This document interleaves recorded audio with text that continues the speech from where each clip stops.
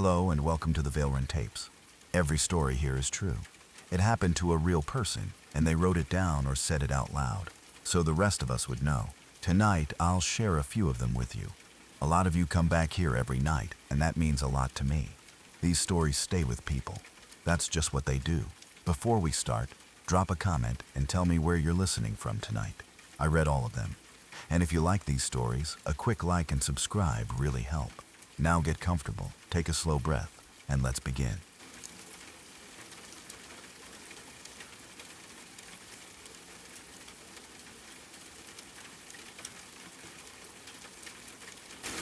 My mom and I were on a long drive from Texas to Washington in late October, the kind of road trip that starts to feel like its own little world after a few days. The air had that fall sharpness to it, and the further north and west we went, the more the land changed. Texas felt far away, like it belonged to a different season. Even inside the car, with the heater clicking on and off, and our bags stacked around us, you could feel the shift in temperature every time a door opened.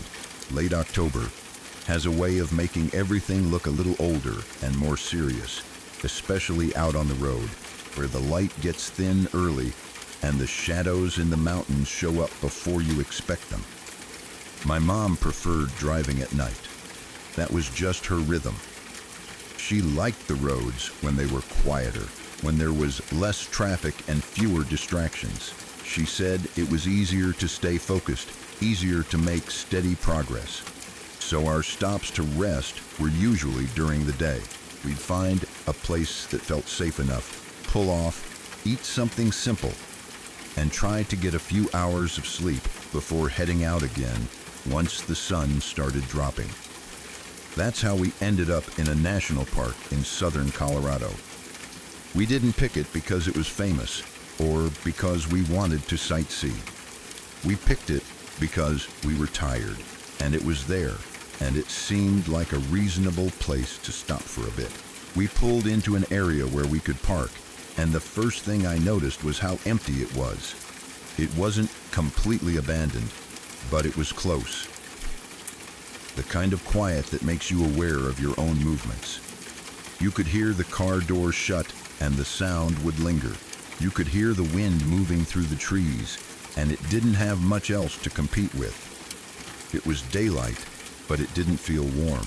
The sky looked pale and clean, and the air smelled like dry grass and cold earth. There was that high country feeling where everything seems a little sharper, like the landscape has edges. My mom and I sat there making something to eat, just doing normal road trip stuff. We weren't thinking about danger. We were thinking about being tired. We were thinking about food. We were thinking about how far we still had to go. Then this guy on a bicycle went past us. At first, it was just a passing detail. A cyclist in a park isn't a strange thing. But the way he looked at us made the whole moment feel wrong. He didn't glance over and then keep moving. He stared. He fixed his eyes on us like he wanted us to feel it. And there was something in his expression that made my stomach tighten immediately. It wasn't curiosity. It wasn't even annoyance. It looked like hate. His eyes weren't empty or distant. They were intense, and it felt personal, even though we'd never seen him before. The kind of glare that makes you wonder what story is playing in someone's head. The kind of look that says, I see you, and I don't like that you're here. He rode past without saying a word, but he didn't break that stare until he was far enough away that he didn't have to. My mom and I both noticed. We didn't have to ask each other if we saw it. The tension showed up instantly between us, the same way it does when something makes two people uncomfortable at the same time. My mom's voice got a little quieter when she spoke. I got that urge to keep looking in the direction he went, even though there was nothing else to see. Still, we tried to brush it off. People can be weird. People can be in bad moods. Maybe he was having a terrible day. Maybe he didn't like seeing strangers in his space. We were tired, and exhaustion can make you jumpy, so we didn't want to turn one unpleasant glare into a whole story. We went on with what we were doing, finished eating, cleaned up, and decided to rest. We laid down in the car. My mom took the front seat, the way she always did. I climbed into the back seat with my boxer. My dog was part of our little travel system, our comfort. She was used to being in the car, used to long stretches of driving, and she usually settled down quickly, curling up and falling asleep like it was nothing. For a little while, it felt normal again. The car was still. The day was quiet. My mom shifted up front and got comfortable. I tried to relax. I tried to let the tiredness take over, but then I got this feeling. It wasn't a sound at first. It wasn't something I could point to. It was that deep instinctive feeling that makes your skin tighten, like your body is reacting before your brain finds the reason. It felt like being watched, like someone was nearby, unseen, and focused on us. I stayed still, listening. I didn't want to move too much, because sometimes movement is what confirms your own fear.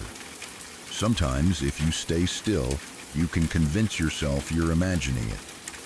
I told myself it was probably nothing, just a random moment of anxiety in an unfamiliar place. But the feeling didn't fade. It kept pressing in. Then my dog reacted. Her hackles went up, the hair along her back rising like a warning sign. She lifted her head, stiff and alert, and then she started a growl that I can still hear in my head when I think about that day. It wasn't her normal, someone's at the door growl. It wasn't playful or uncertain. It came from deep down in her chest, steady and serious. Like she was telling me something was wrong in a way she couldn't explain. That dog had only made that growl a few times in her life. And every time, it was because something truly bothered her. She wasn't an anxious dog. She didn't growl at every little noise. So when she did it, I listened. My heart started pounding. In that moment, I wasn't thinking about being polite or rational. I wasn't thinking about giving someone the benefit of the doubt. I was thinking about the fact that we were almost alone in a quiet park with a stranger who had given us a look full of anger, and now my dog was warning me that someone was close. I reached over for my shotgun and chambered around. It was a simple movement, practiced, but it sounded loud in the quiet car. There's a distinct sound to that action, and it carries meaning. It's not something you do casually. It's not something you do because you're bored. It's a decision. It's your body saying, I'm not helpless. My mom heard it immediately. In the front seat, in a low voice, she asked, Hey, are you awake? I answered quietly that I was. She didn't ask what I was doing, not directly, because she already knew. She could hear it in the sound, and she could probably feel the same tension in the air. She asked, Do you want to get out of here? And I didn't hesitate. Hell yeah, I do, I said. That was all it took. There are moments when you don't need a long discussion. You don't need to debate the odds. When your instincts are screaming and your dog is confirming it, you move. You leave. You don't sit there trying to prove to yourself you're brave. We got up fast. My mom started packing everything up. We didn't have a lot, but even small things feel slow when you're scared. She moved quickly and quietly, hands working with purpose, gathering up what we'd been using, making sure nothing important got left behind. Meanwhile, I stayed outside the car with my shotgun, and the dog stayed with me. I stood guard the way you do when you're trying to keep the fear from turning into panic. I wasn't walking around searching the trees. I wasn't trying to be a hero. I was just making sure that if someone stepped out, we wouldn't be caught completely off guard. The strange part was we couldn't see him. We couldn't see the cyclist anywhere. We couldn't see a figure moving through the trees. We couldn't see someone watching from behind a car because there weren't many cars. The place was too open and too quiet for that, but we could feel it anyway. That's the part that stuck with me most. The sense of presence, the idea that someone might be close enough to watch, but hidden well enough that you can't locate them. It makes your imagination run wild, and it makes your body tighten because you don't know where to focus. My dog kept that low growl going, her body tense, her eyes scanning. She wasn't looking at me. She was looking out. She was tracking something I couldn't see. She didn't bark wildly. She didn't run off. She stayed close, but her whole posture said danger. My mom got everything loaded up, and we climbed in. She started the car, and the sound of the engine felt like relief, like a door unlocking, like movement returning to our control. We drove out of there fast. Not reckless, not speeding wildly, but we didn't linger. We didn't stop to look around one last time. We didn't give ourselves a reason to hesitate. We just left. And even as we drove, that feeling stayed with us for a while, like the park didn't want to let go. My dog stayed alert in the back, still tense, still watching. She didn't settle down right away the way she normally would once we were moving. It was like she needed distance, real distance, before she could relax. That told me we were right to go. Dogs don't fake that kind of reaction. We decided to make a beeline for Moab. Moab, to us, meant people, lights, noise. A place where you're not alone in the dark with one strange person and your own thoughts. A place where, if something went wrong, there would be witnesses, cameras, other travelers. When you're scared, you want the kind of safety that comes from not being isolated. We stopped at a truck stop to rest instead. It wasn't scenic.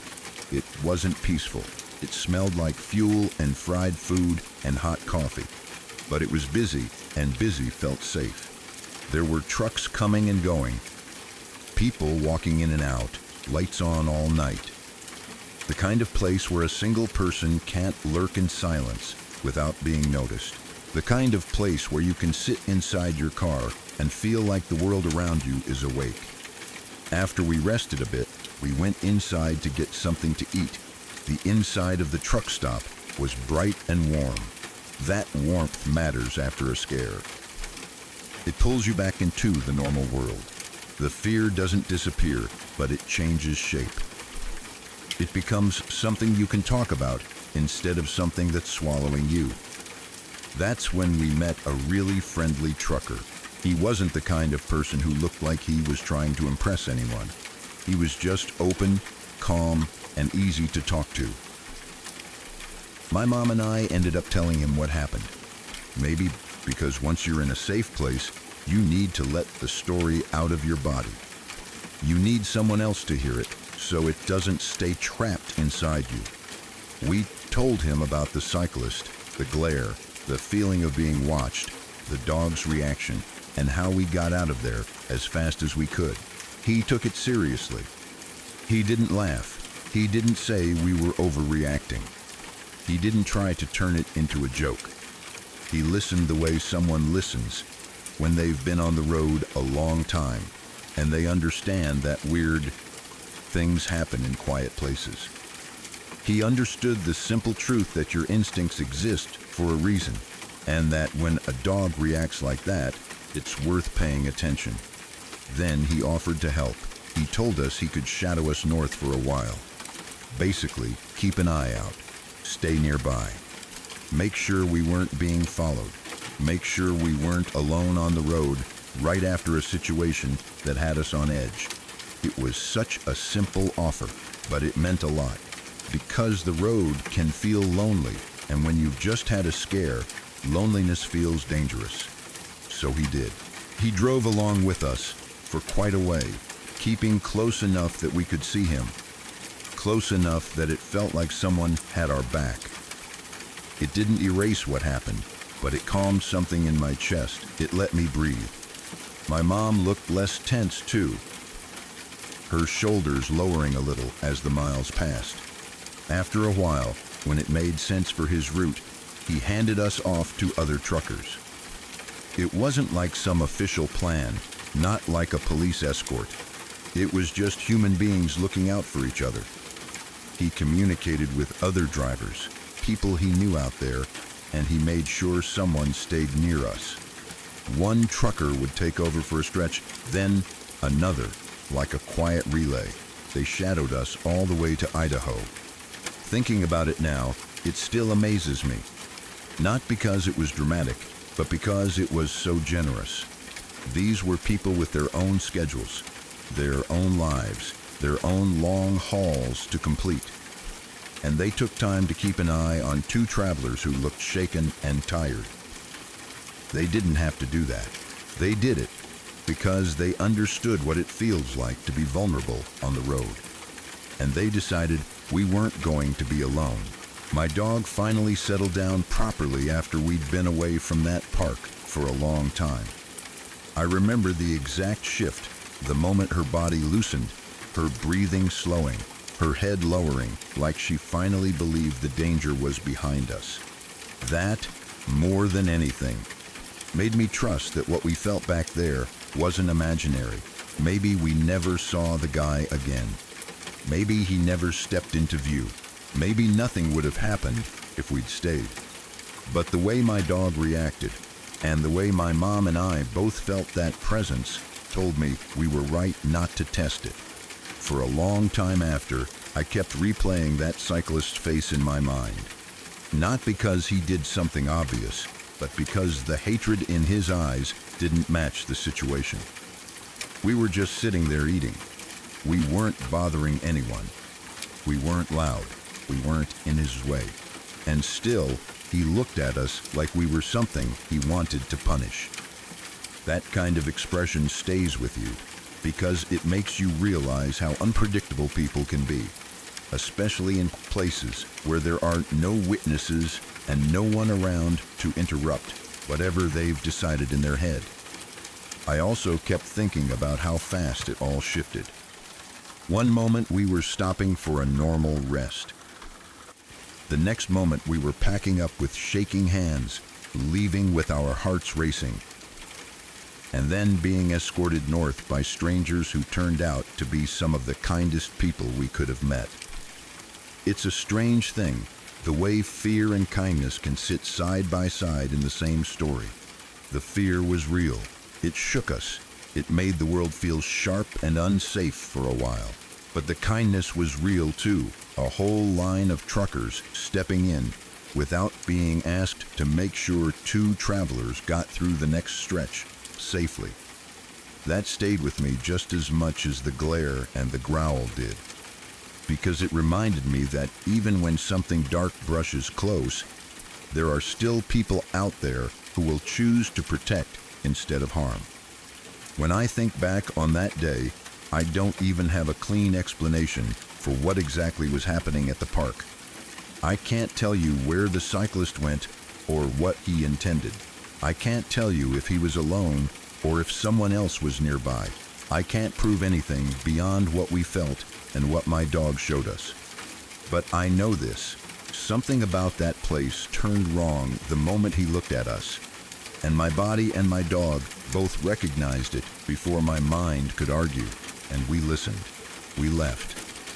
And because we left, all we have now is the memory. The cold daylight in southern Colorado. The near-empty park. The bicycle rolling past. Those hate-filled eyes. The heavy feeling of being watched. The deep growl from a dog who never wasted a warning. The quiet exchange in the dark. Do you want to get out of here? Hell yeah, I do. The relief of the engine starting. The long miles toward Moab. The bright truck stop.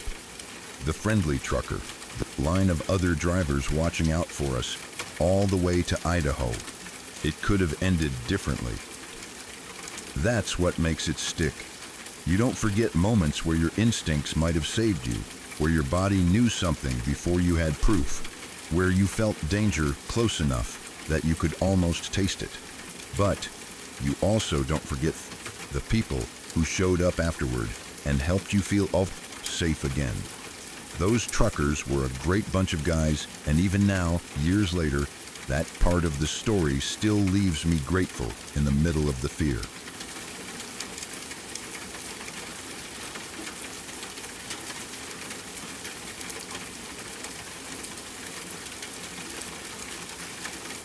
In college, I studied in the UK.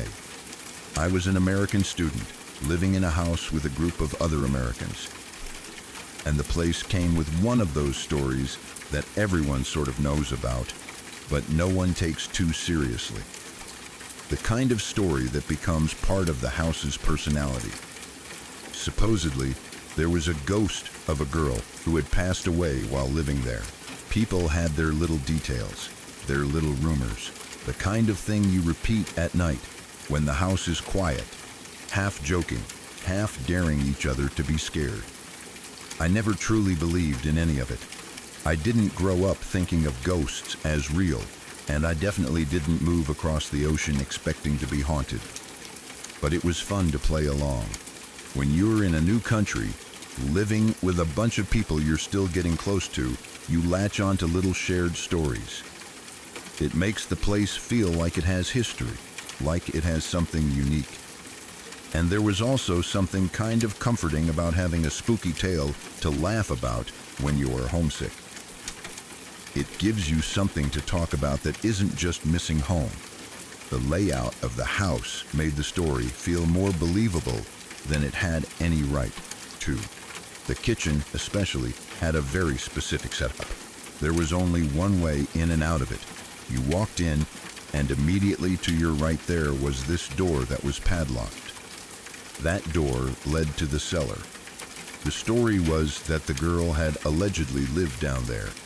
Whether that made sense or not, it didn't really matter, because the padlock made it feel like something was being kept shut on purpose, and I had the only key. That detail became a kind of joke between all of us. If anyone wanted anything from the cellar, I had to be there. People would tease me about being the keeper of the door. Like I was the one in charge of the haunted part of the house. It was silly, but it also meant that the cellar stayed closed most of the time. That padlock door was usually just part of the kitchen scenery, something you walked past every day without touching. Thanksgiving came, and even though we were in the UK, we were still American kids, away from home, and we got homesick the way people do around holidays. There's something about Thanksgiving in particular that can make you miss home hard, because it's such a family-centered thing. It's about food and warmth and familiar smells and people gathering. Even if you don't have the perfect family back home, the tradition still feels like a marker in time. It's one of those days when you feel the distance more clearly. So we decided we were going to do a meal together. It wasn't going to be perfect, but that was the point. We wanted to recreate a little piece of home in that house. We wanted to do a turkey, do sides, make it feel like the real thing. The only issue was that the kitchen was small and the appliances were limited. We couldn't all cook at once. We had to be creative with timing. We had to make schedules, like people signing up for slots in a shared space. It was funny and stressful and kind of sweet all at the same time, because it wasn't about the food being fancy, it was about the effort. One of the girls, the one who didn't have class the next day, offered to stay up late to get the turkey going. That's a big job, and it takes time, and she was being generous. We were grateful. We were also tired, because college life is exhausting, and it felt like a gift to know someone was handling the late night part, so the rest of us could sleep. That evening, we went into the cellar for the first time, and it ended up being the only time we went down there that night. We needed larger cooking implements, things we didn't keep in the regular kitchen space. Bigger pans, maybe a roasting tray, that kind of thing. It wasn't a spooky mission. It wasn't some ghost hunting moment. It was practical. We needed stuff. I had the key, so we unlocked the padlock and went down. The cellar itself didn't do anything dramatic. It wasn't like the air changed or we heard whispers, at least not in any obvious way. It was just a cellar, a storage space, probably a little cold, a little damp in that way old spaces can be. We grabbed what we needed, came back up, locked the door again, and went on with the night. It was just one more step in making dinner happen. Later, we all went to bed. The house was quiet in the way shared houses get quiet. Not perfectly silent, because you can always hear small things, pipes, floorboards, the building settling. But quiet enough that you assume everyone is asleep. Quiet enough that your mind starts drifting. Then, at 2:04 in the morning, I woke up to my door rattling. Not a gentle tap, not the kind of polite knock someone does when they're worried about waking you. It sounded like someone was pushing against the door, like their hand or shoulder was making it shake in the frame. That sound snaps you awake in a very specific way, because it instantly suggests urgency or confusion. It suggests someone is trying to get in. My first thought was simple and reasonable. I assumed it was a housemate who had gone to the wrong door. Maybe someone got up to use the bathroom and got turned around. Maybe they were half asleep. It happens. In a shared house, people do small accidental things at night. The rattling went on, then stopped. I lay there listening, still half in that space between sleep and waking, trying to decide if I should call out or just wait it out. Then, about 30 seconds later, I heard a voice. It was a scratchy female voice, softly, saying, "Hello," every 5 seconds or so. The way it sounded was strange. It wasn't loud. It wasn't playful. It didn't sound like someone right outside my door speaking normally. It had this thin, scratchy quality, like it was strained or far away or coming through something. And because my window was open, my brain immediately tried to solve it in the simplest way. It sounded like it was coming from outside. I assumed it was some drunk girl walking back from the pub. That's a normal thing in a college area. People stumble home late, they talk to themselves, they call out for friends, they wander. The UK has pub culture, and at night you can hear people out on the street sometimes. So I got up, still groggy, and decided I'd close the window and go back to sleep. I didn't want random street noise. I didn't want to keep hearing "hello" outside at 2 in the morning. I went to the window, and there was no one there. No person in sight. No figure moving away. No footsteps. Just the outside, empty and still, at least in the slice of view I had from my window. That should have settled it. That should have made the voice stop, or at least explained it as someone already gone. But it didn't. Because as I stood there, I heard "hello" again, clear as a bell, behind me. Not muffled through the open window, not carried on the air from outside. Behind me, inside my room, like someone was standing closer than they should be.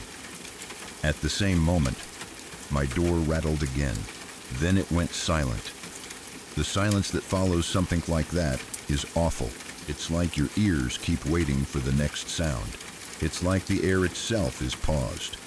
I remember my body going tense, my mind racing, trying to reorder what I just experienced into something that made sense. But I had something else in my head, something that made me hesitate to trust myself. I've had night terrors before. I've hallucinated when I have even a mild fever. I know my brain can play tricks on me. I know what it feels like when reality blurs and you're not sure if you're awake or dreaming.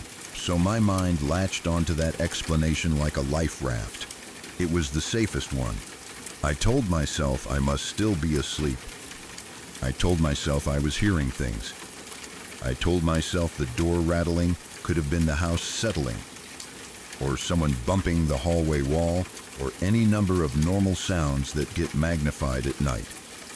I told myself the "hello" could have been part of a half-awake dream. I told myself it wasn't real, because the alternative felt too unsettling to hold in my mind at 2:04 a.m. so I laid back down. Even as I did it, I remember that uneasy feeling, that awareness that something about it was wrong. But I chose the explanation that allowed me to close my eyes. I chose the story that let me crawl back towards sleep. The next morning, everything seemed normal again. That was another part that made it hard to grasp. The house had its usual morning energy. People moving around, the kitchen being used, the smell of food starting up again. It felt like the night was already being swallowed by daylight, like it didn't belong. At 7 a.m., the girl who had stayed up to cook told me, very casually at first, like she was still deciding if she should even say it out loud, I had the creepiest night. Then she described what happened to her. She told me that at 1:50, she heard footsteps coming up the cellar stairs. That detail alone made my stomach drop because I didn't even know she'd been paying attention to the cellar door. I didn't know anyone would be listening for sounds like that. And then she said the door rattled. Then she said, at 2:10, the door rattled again, and she heard footsteps going back down. She said it like she had been trying to make sense of it, like she wasn't sure if she was overreacting, but she couldn't shake it. She wasn't telling it like a joke. She was telling it like something that had genuinely creeped her out.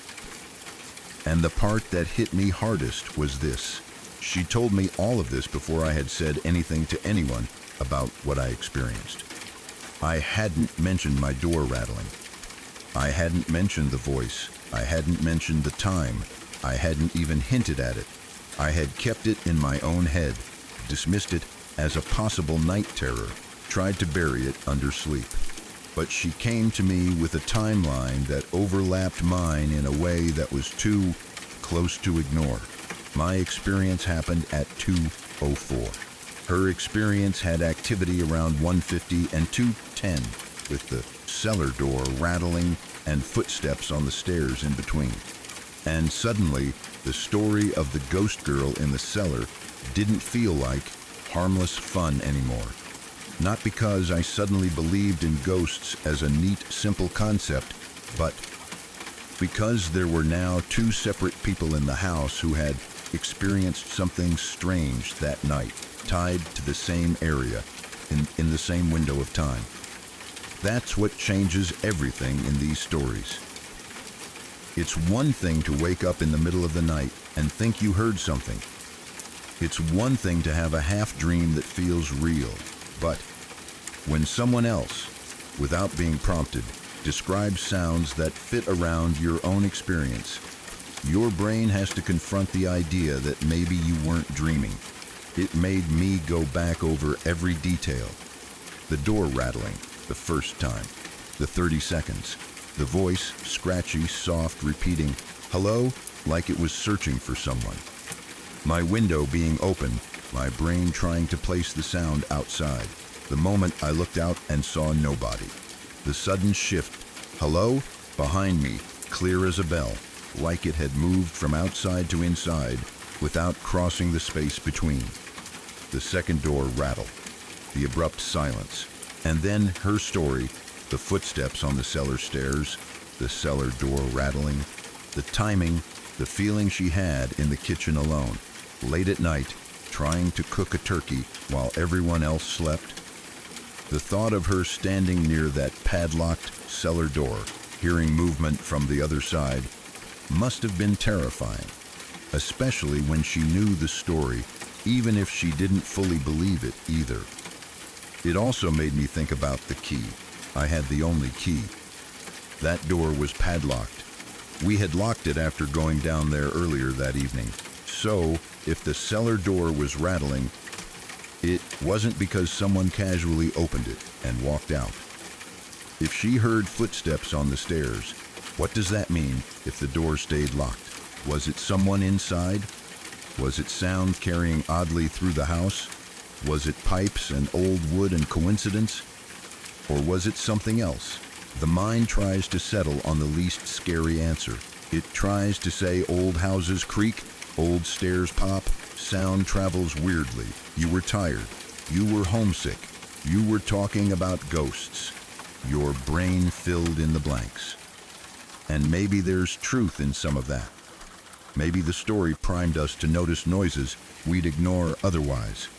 Maybe the holiday mood and the late night cooking and the open window all created the perfect conditions for misinterpretation. But the timing still sticks out. The way she said 1:50 and 2:10 like she had looked at a clock. The way I knew it was 2:04 because something about the moment was sharp enough that I registered it. The way both of us described rattling doors, separately, without coordinating our stories. Even if you don't want to jump to ghosts, it leaves you with a strange question. What was moving around in that house while we were asleep? It made the fun ghost story feel different after that, because before, it was a cute thing to mention over drinks or when someone was alone in the kitchen at night. After that, it was something you couldn't fully laugh off. Not because it proved anything, but because it cracked the certainty that nothing unusual ever happens. And it also made me think about how we were all homesick, reaching for comfort through tradition. We wanted Thanksgiving. We wanted a taste of home. We were doing something that made us feel safe and connected. And in the middle of that, we had this night where the house reminded us it had its own history, its own sounds, its own unseen corners. For me, the worst part wasn't even the idea of the ghost girl. It was the sense of presence. That hello behind me felt too close, too personal. It didn't feel like a random sound in the walls. It felt directed, like someone checking if someone was there, like something searching. And the girl cooking in the kitchen, hearing footsteps on cellar stairs, hearing a door rattle twice, it matched that same feeling. Something moving, something testing a boundary, something not fully entering but making itself known. After she told me, I finally admitted what I'd heard. I told her about waking him up my door rattling and hearing that soft voice. I told her how I tried to explain it away because of my history with night terrors. And I remember the shift in her face because now her story wasn't just hers anymore. Now it belonged to both of us. Now it was something we had to hold together, whether we wanted to or not. Even if we never had another experience in that house, that one night was enough to change how I felt about it. It's like once a place gives you one truly unsettling moment, you never walk through it the same way again. Every creak becomes suspicious. Every quiet hallway feels longer. Every locked door feels more meaningful. You start listening without meaning to. You start noticing the silence, the spaces between sounds, the way the house feels at night. And the strangest part is that it wasn't some dramatic haunting. There were no flying objects, no screaming, no obvious proof. It was subtle. A door rattling, a voice saying, hello, a set of footsteps. Small things that can be explained away. But when they happen at the right time, in the right place, in the right mood, they sink under your skin. That's why the story stayed with you. Because you walked into that night thinking the ghost talk was just fun, just a harmless tradition of the house. And you woke up with something that felt too real to dismiss completely. And then the next morning, before you could even share it, someone else confirmed a piece of it with their own experience, and suddenly you weren't alone in it anymore. Even if you still don't believe in ghosts in the classic sense, it's hard to forget a night when your door rattled in the dark, a voice called out behind you, and another person in the house heard movement from the locked cellar right around the same time. That's the kind of thing that sits in your memory because it doesn't give you a neat answer. It just leaves you with the feeling that for a few minutes in that old UK house, something moved through the night that you couldn't fully explain.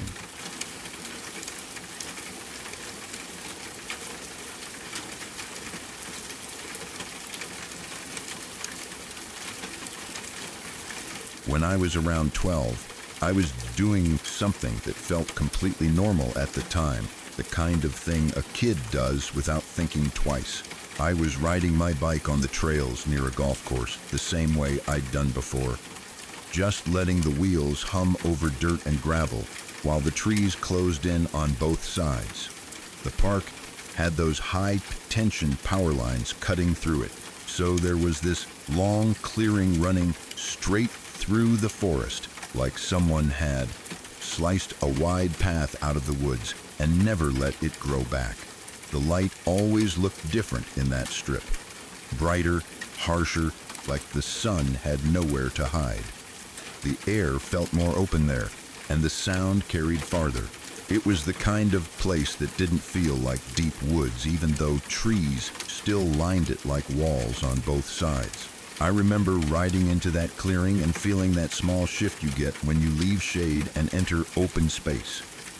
The grass was lower there, and the ground looked more worn, like people had been cutting through for years.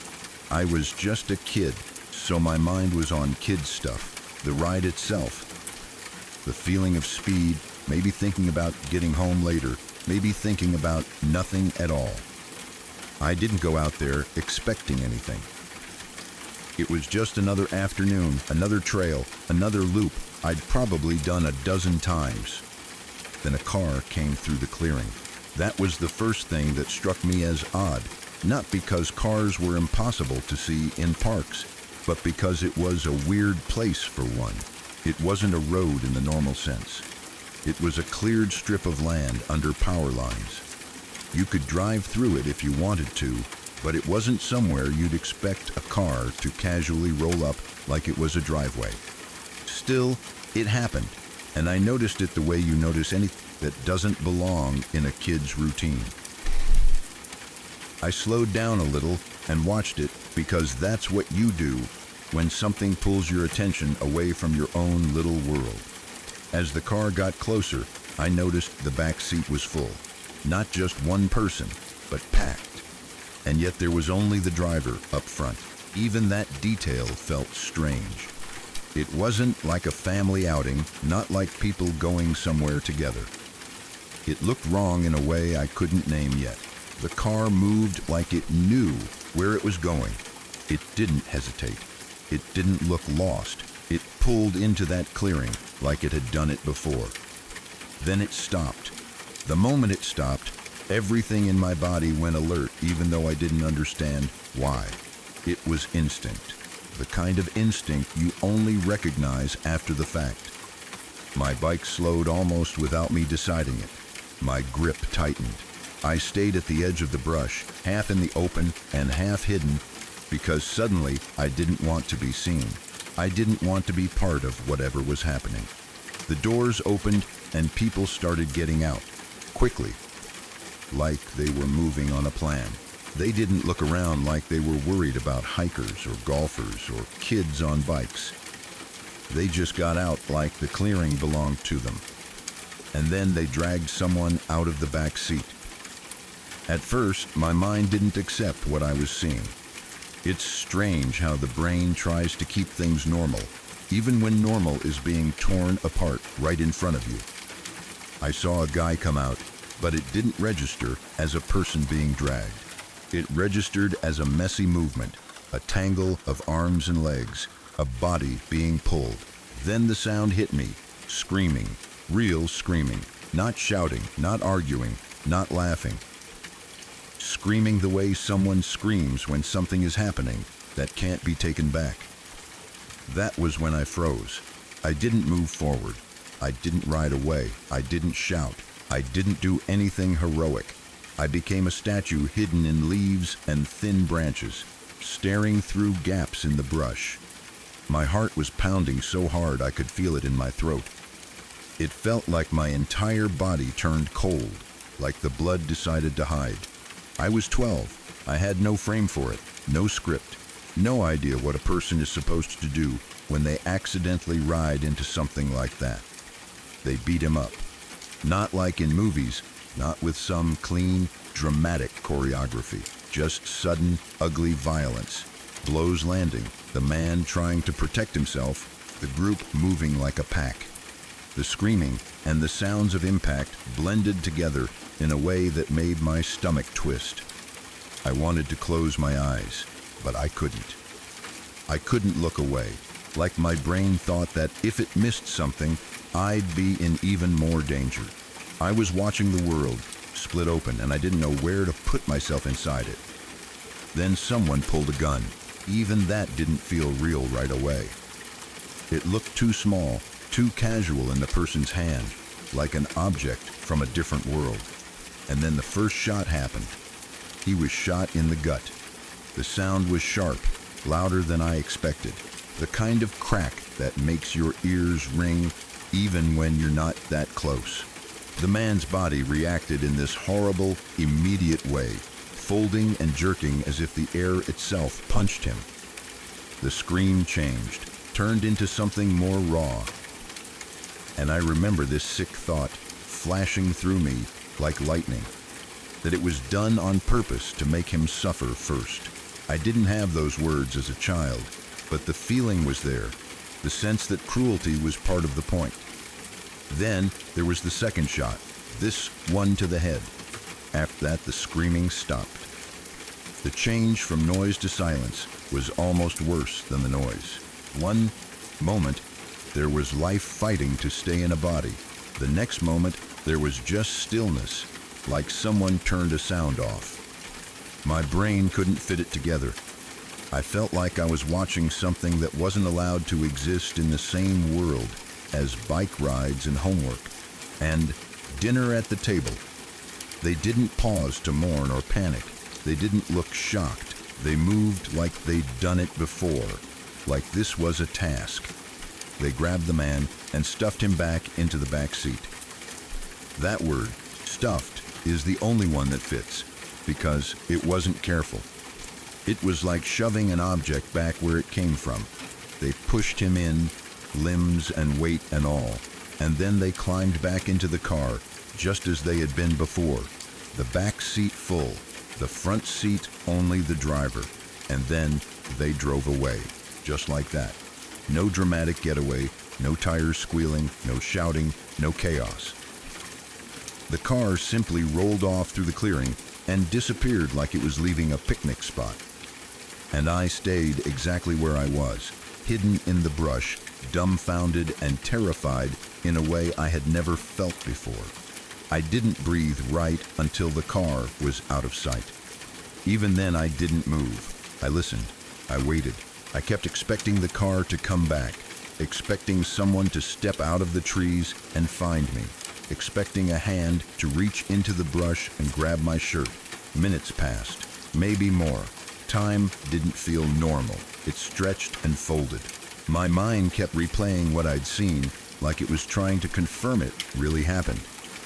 My hands were shaking on the handlebars. I remember feeling like my body didn't belong to me. I was watching myself from a distance, stuck in a kid's frame that couldn't hold what I'd just witnessed.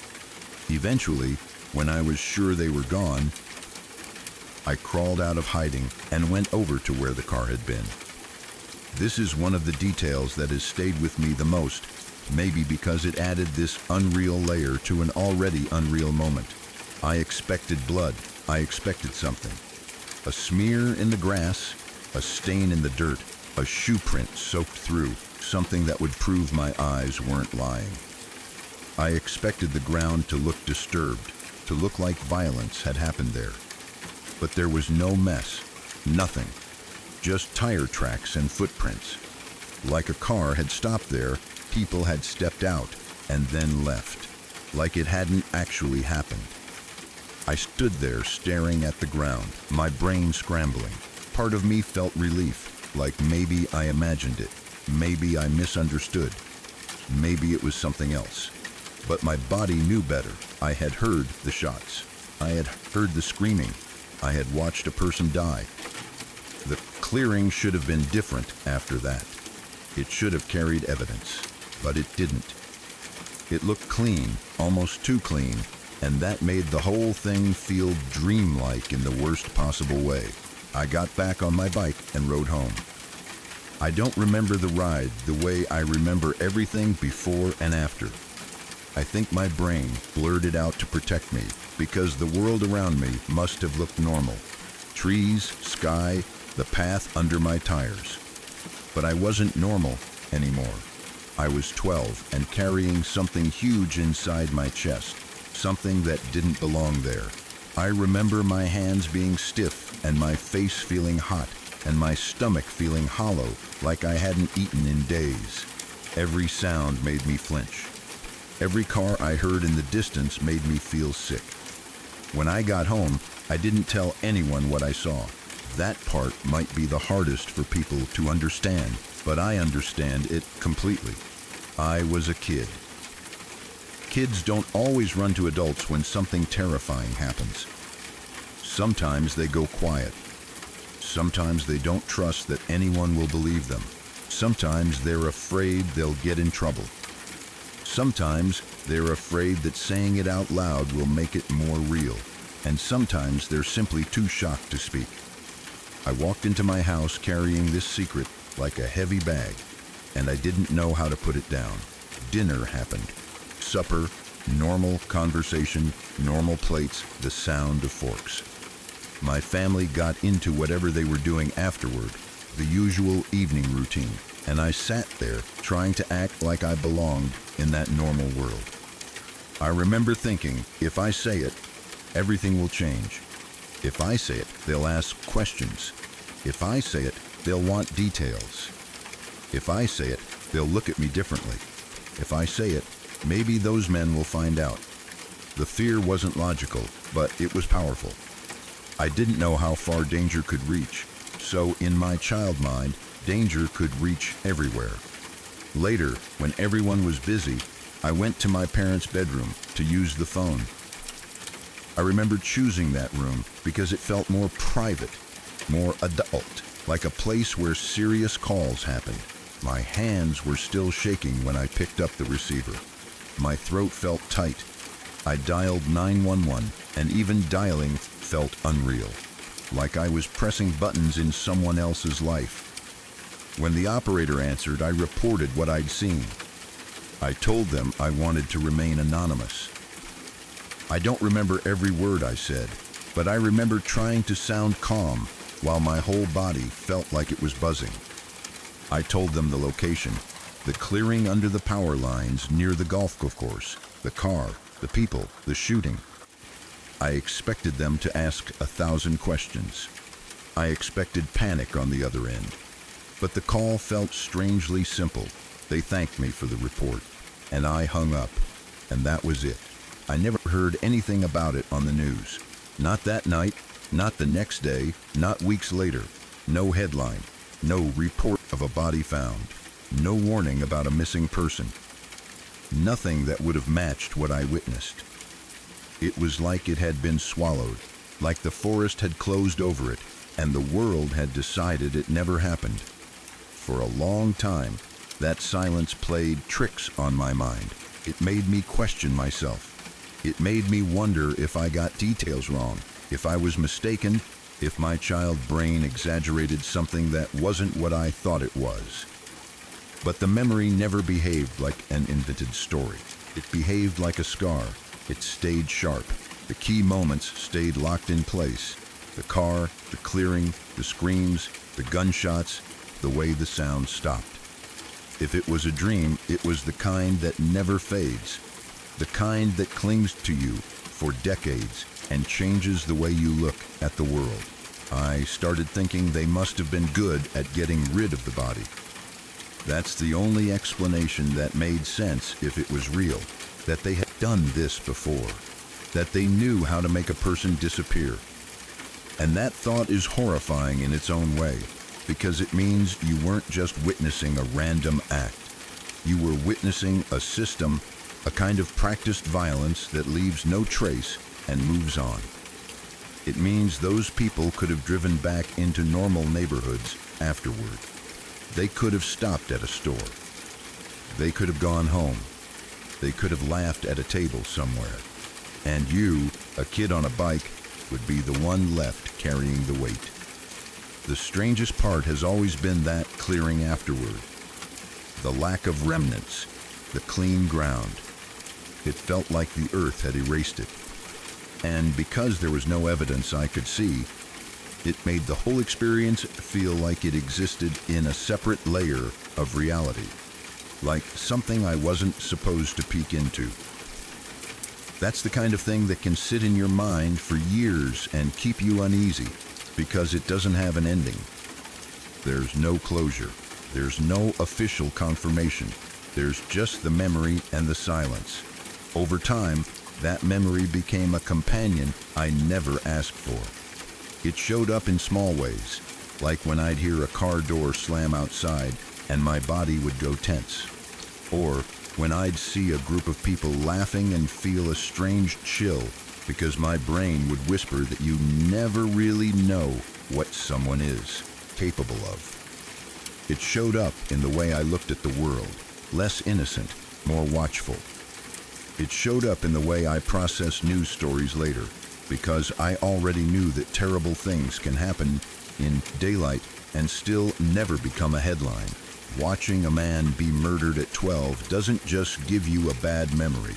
It alters your sense of reality. It teaches you, in the bluntest way, that the world can be violent without warning, that life can be taken quickly, and that the people who do it can walk away without consequence, at least in the visible world. It teaches you that safety is sometimes an illusion built on not knowing what's happening nearby. And once that illusion breaks, it's hard to rebuild. I imagine you carried it alone for so long because it didn't feel like something you could casually share. It's not a story you drop into conversation. It's not a memory that fits neatly into the way people like to talk about childhood. Even if you did tell someone later, you might fear the response, the disbelief, the questions you can't answer. Because the truth is, you can't prove it. You can only live with it. And living with it means that part of your mind stayed in that clearing, in the brush, frozen, watching the world show you something you weren't ready to see. That kind of experience can influence your outlook on everything, exactly the way you said. It can make you more cautious, more suspicious, more aware of how fragile life is. It can make it hard to trust that people are generally good, because you've seen proof that some people are not just careless or selfish, but capable of extreme cruelty. It can make you feel like darkness is closer than other people think, like it's right there under the surface, hidden behind ordinary routines.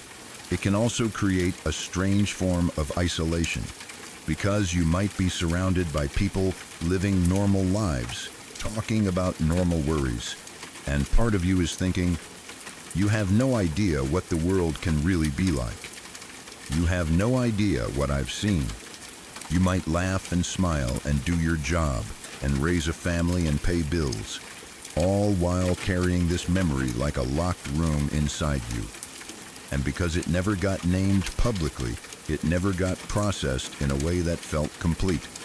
It stayed unresolved, which means your brain keeps it active, keeps it ready, keeps it sharp. If you reported it, even anonymously, you did what you could as a kid. You didn't cause what happened. You didn't create that violence. You were an accidental witness, and you took the only step you knew to take. The fact that you never heard anything afterward doesn't make you responsible. It only shows how easily some things can disappear when the people doing them are determined, and when the timing and location allow it. And if that memory still feels unreal sometimes, like the lack of blood or evidence makes it feel impossible, that's also understandable. Trauma can do that. It can make moments feel both extremely vivid and strangely disconnected, like they happened in a different world.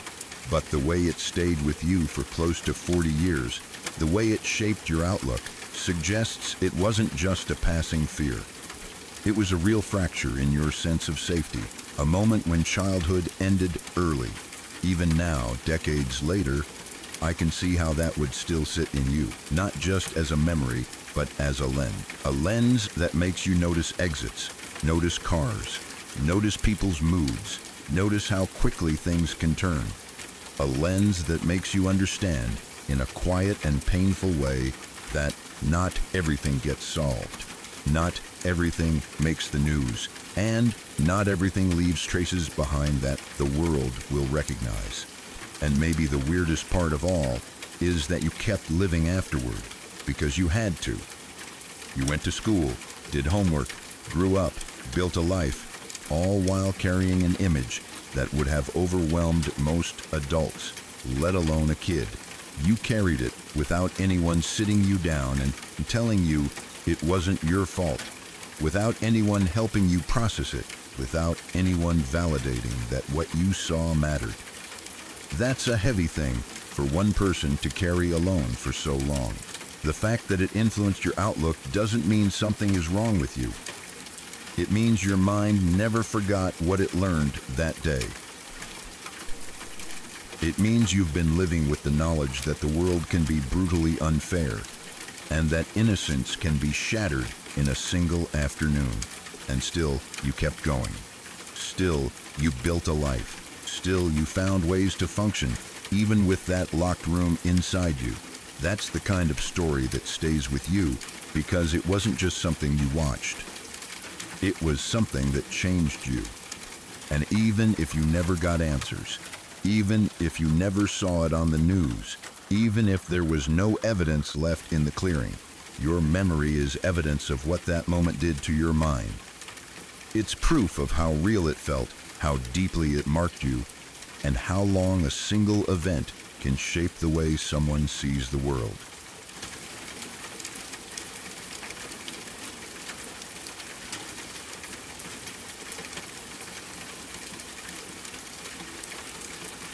Quick interruption. I'll keep it short. A lot of people pass through here once and never come back. But the ones who hit subscribe, they're the regulars now. The ones who show up every single night without fail. If you'd like to be one of them, the button's right there. Turn the bell on too, and you'll never have to wonder when the next one drops. That's everything. Story's still going. Let's get back to it.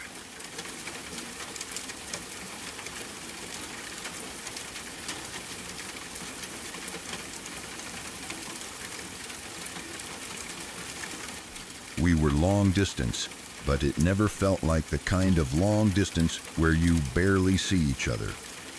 We actually saw each other pretty often because I was in school in a city that was only about 2 hours away.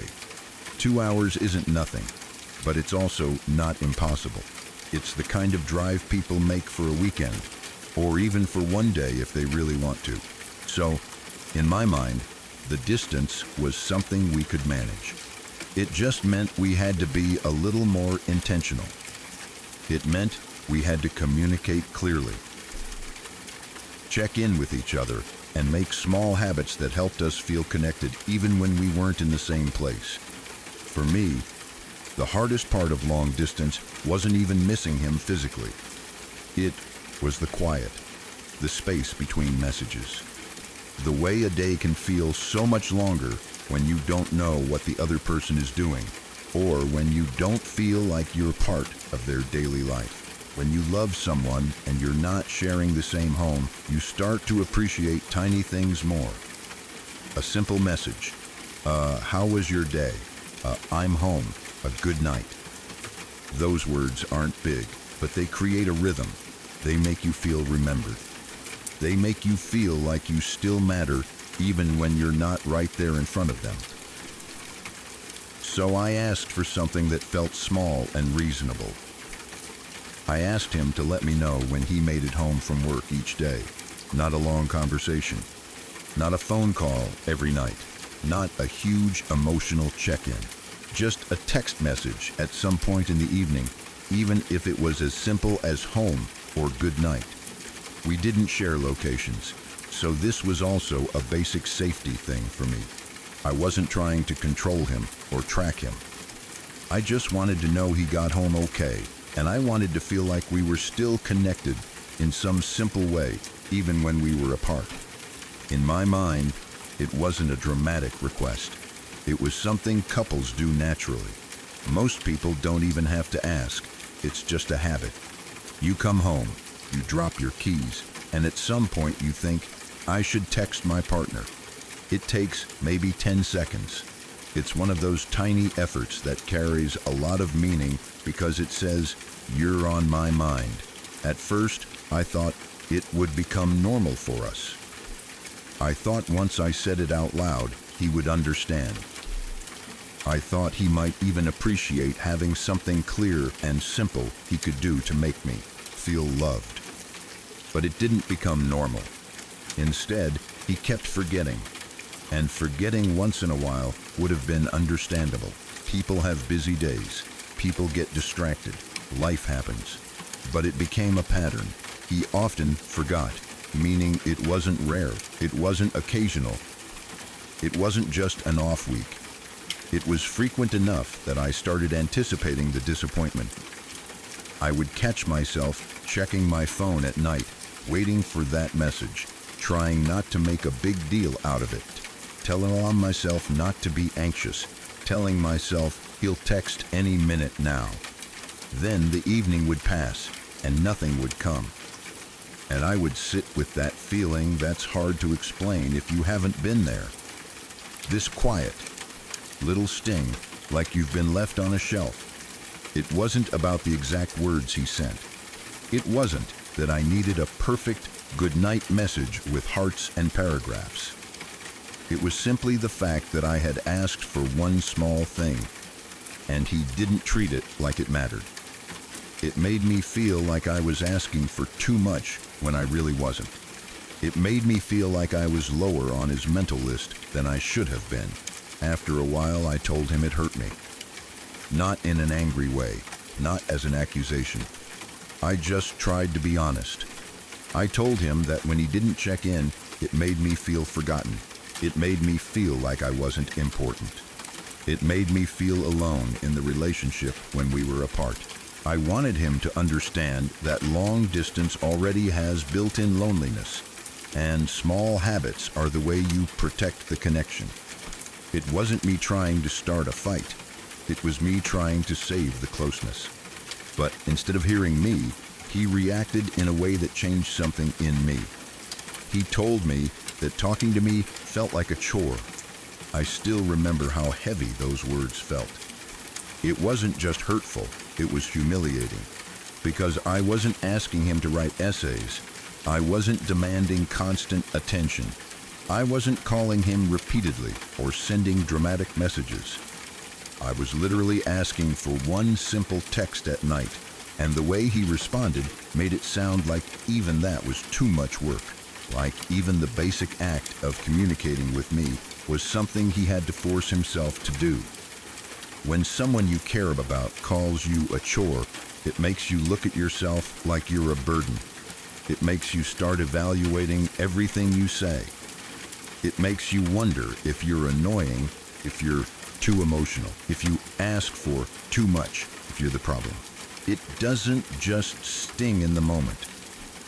It settles into your chest and stays there because it turns a normal need into something you feel ashamed of. After that, I became more careful. I started trying to be easy. I started trying to be the kind of girlfriend who didn't need much. I told myself I should relax.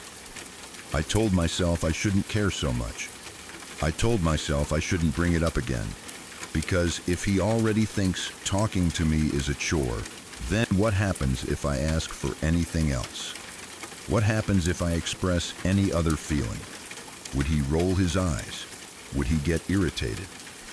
Would he make me feel like I'm dragging him down? The distance made everything worse because silence is louder when you're apart. When you're in the same place, you can recover from a bad moment through normal life. You can share a meal, watch something together, laugh at something small, and reconnect without needing a big conversation. But long distance relies on communication. That's the whole bridge. If the bridge isn't there, you're just two separate people living separate lives with a title attached. And after he said that, the bridge started collapsing. We would go days without speaking when we were long distance. Days. And it wasn't because we agreed to take space or because we had nothing to say. It happened because my texts were left unanswered.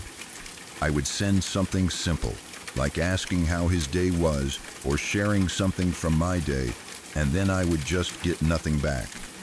Hours would pass, then a day, then sometimes more than one day, and I would sit there looking at my phone, trying to tell myself he must be busy, trying to tell myself he'll respond later, trying to convince myself not to feel stupid. It's such a lonely feeling to have your words just sit there unanswered, especially when you're already far away. You start feeling like you're talking into empty space. You start feeling like you don't exist in their life unless you're physically standing in front of them. You start feeling like you're the only one holding the relationship in your hands. And it wasn't even that I wanted constant conversation. I didn't need to be texting all day like teenagers. I understood he had work. I had school. We both had responsibilities. But long distance requires effort. Even a little effort. And he wasn't giving it. It felt like he was letting the relationship run on autopilot. And when it needed fuel, he wasn't willing to provide it. Over time, it started affecting my mood and my confidence. I would wake up and check my phone, hoping for a response. I would check between classes. I would check at night. I'd see nothing and feel that familiar sinking feeling. And then I'd feel embarrassed with myself because I didn't want to be someone who waits around. I didn't want to be that person refreshing their screen, hoping for crumbs. But when you care about someone, you naturally look for them. That's not weakness, it's attachment. It's human. The hardest part was the way it made me question my place in his life. If talking to me was a chore, what did that mean about how he felt about me? If texting me goodnight was too much, what did that say about the future? If he could go days without speaking to me and feel fine, while I felt anxious and hurt, then we weren't experiencing the relationship the same way. I started realizing that I was investing emotionally into something he wasn't even maintaining. I tried to be honest without begging. That's a hard balance. I didn't want to plead for attention because I knew that if someone wants to talk to you, they will. But I also didn't want to give up on something without trying to communicate. So I would bring it up gently, trying to explain how it felt from my side. I would say that I wasn't asking for a lot, that I just wanted consistency, that I wanted to feel connected, that I didn't want to go days in silence. But his attitude made it clear he saw my needs as an inconvenience. He didn't treat my feelings like something important to protect. He treated them like something he had to deal with. He didn't respond with care, like, "I'm sorry, I didn't realize it was affecting you that much. I'll do better." He responded with irritation, like my feelings were extra work he didn't sign up for. And once you feel that, you start shrinking. You start holding back. You start sharing less. You start trying to be smaller so you won't be labeled as too much. The sad part is that the more you shrink, the more distant you feel because you're no longer being yourself. You're performing a version of yourself that you think will be easier for them to handle. And when you're long distance, that performance becomes exhausting because all you have is communication, and even communication is being treated like a burden. I also started noticing the imbalance in effort. I was the one trying to keep us connected. I was the one sending messages, checking in, asking about his day, trying to make plans, trying to keep the relationship alive while we were apart. I was doing it because I cared and because I believed that relationships need attention to grow. But it started to feel like I was chasing him emotionally, And that feeling is so draining because you can't create closeness alone. You can reach out, but you can't force the other person to meet you halfway. There were moments when I felt angry, but even then, my anger was mixed with sadness. Because I didn't want to fight. I didn't want drama. I didn't want to be the girlfriend who's always upset. I wanted peace. I wanted simple love. I wanted something steady. And what I was getting was uncertainty and silence and the feeling of being inconvenient. What really stayed with me was how quickly his words changed the way I saw the relationship. When he said talking to me felt like a chore, it made me realize he wasn't cherishing the connection. He wasn't grateful for me. He wasn't excited to hear from me. He wasn't missing me in the way I missed him. And once you notice that, the whole thing starts to feel different. You start seeing the quiet truth behind the excuses. Because if someone loves you, even when they're busy, they still find small ways to stay close. They want to hear your voice. They want to know how you're doing. They don't see it as a task. They see it as part of being together. Even a quick message can carry warmth when it comes from someone who actually wants to be connected. But with him, it felt like I was requesting something he didn't want to give. And that's a painful place to be, because you start questioning your worth. You start wondering why you're not someone he wants to talk to. You start wondering why your presence doesn't feel like comfort to him. You start wondering if you're asking for love from someone who doesn't know how to offer it, or worse, someone who just doesn't want to. Eventually, I reached a point where I couldn't ignore it anymore. The pattern was too clear. The silence, the unanswered messages, the forgetfulness, and then the way he responded when I expressed pain. It wasn't just one mistake, it was a whole attitude.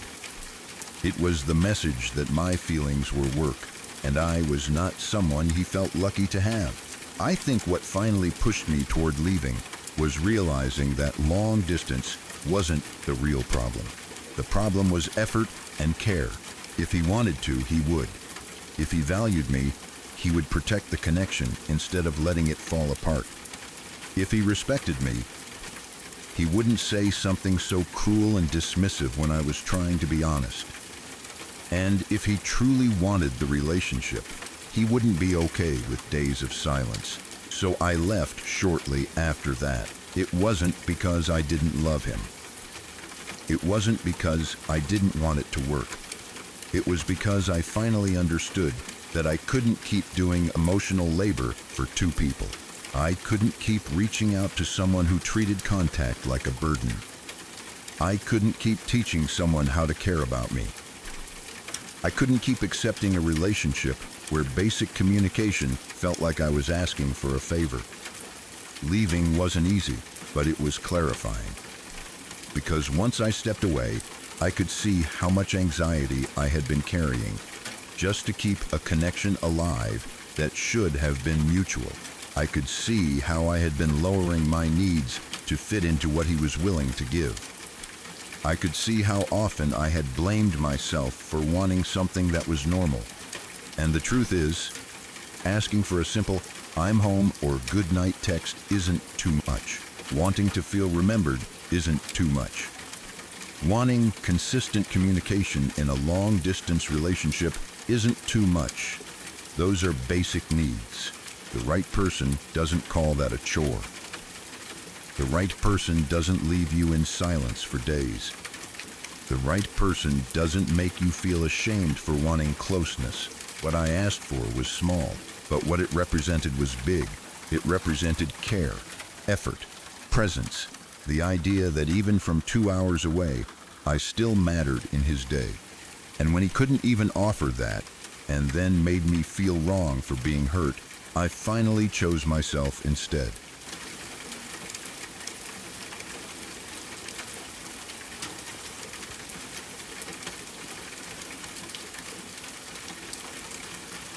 For years, sex wasn't something that happened between us because we both wanted it.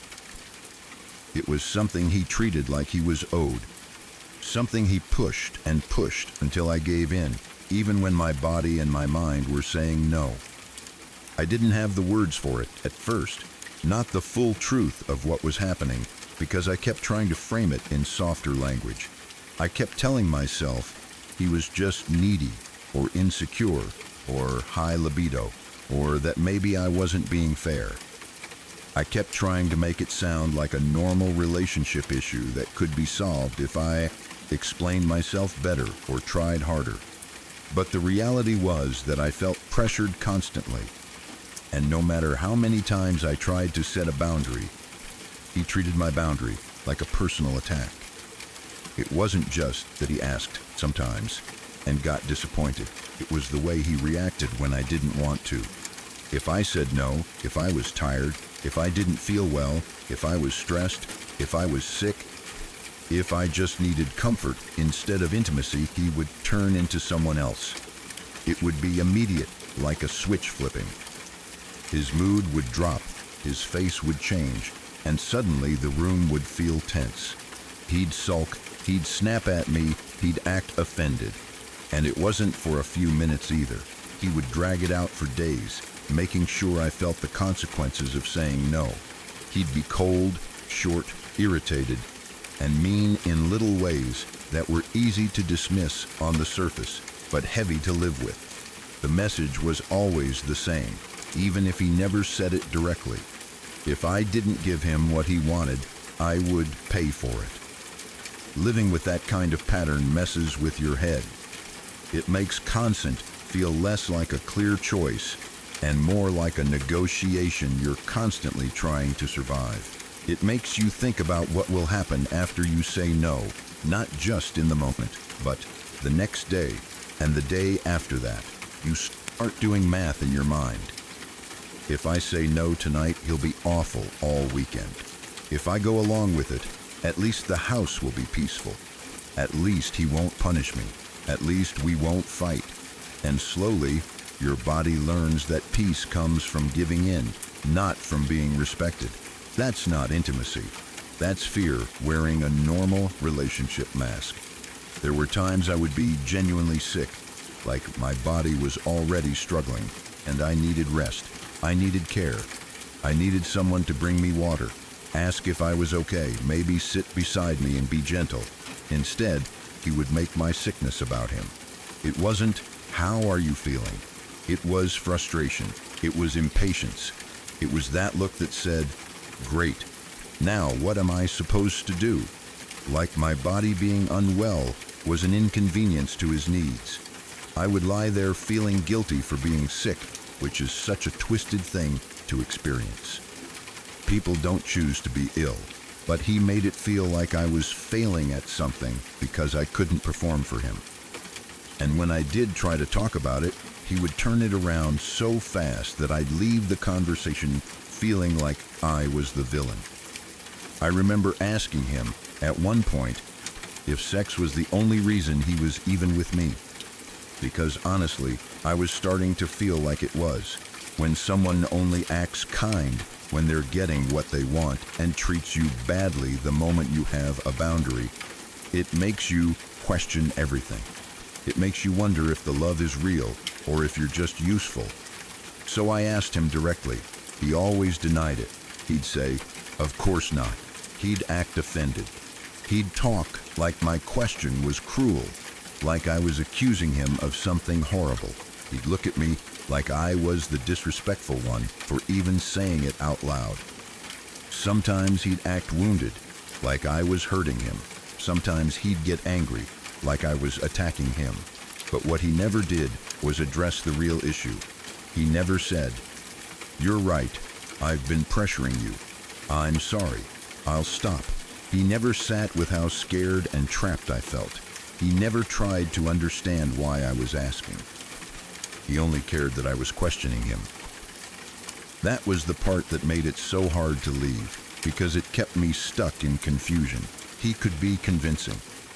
He could sound reasonable. He could make it seem like I was overthinking, like I was being dramatic, like I had some issue with intimacy and I was projecting it onto him. And because I wanted to believe I was with a good person, I would fall into that trap. I would start doubting myself. I would start thinking, maybe I really am making a big deal out of nothing. Maybe I'm too sensitive. Maybe this is just what relationships are like. Maybe I'm failing him. Maybe I should try harder. But my body never agreed with that story. My body knew. My body felt the dread. My body felt the pressure. My body felt the relief when he was in a good mood, and the tight anxiety when I knew he was about to start pushing again. My body remembered all the times no didn't feel like an option, and I started realizing that it didn't matter how calmly I explained myself.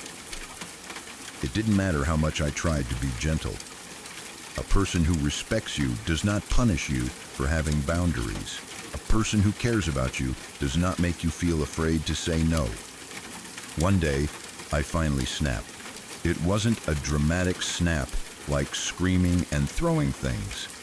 It was more like something inside me finally broke open and I couldn't keep pretending anymore. I was exhausted from constantly managing his moods, exhausted from trying to predict what version of him I was going to get, exhausted from feeling like my body belonged to him more than it belonged to me. I hit this point where I realized I was disappearing, and if I didn't draw a hard line, I was going to keep losing pieces of myself until there was nothing left. So I told him clearly that he was not allowed to touch me anymore unless I explicitly allowed it. I didn't mean just sex, I meant everything.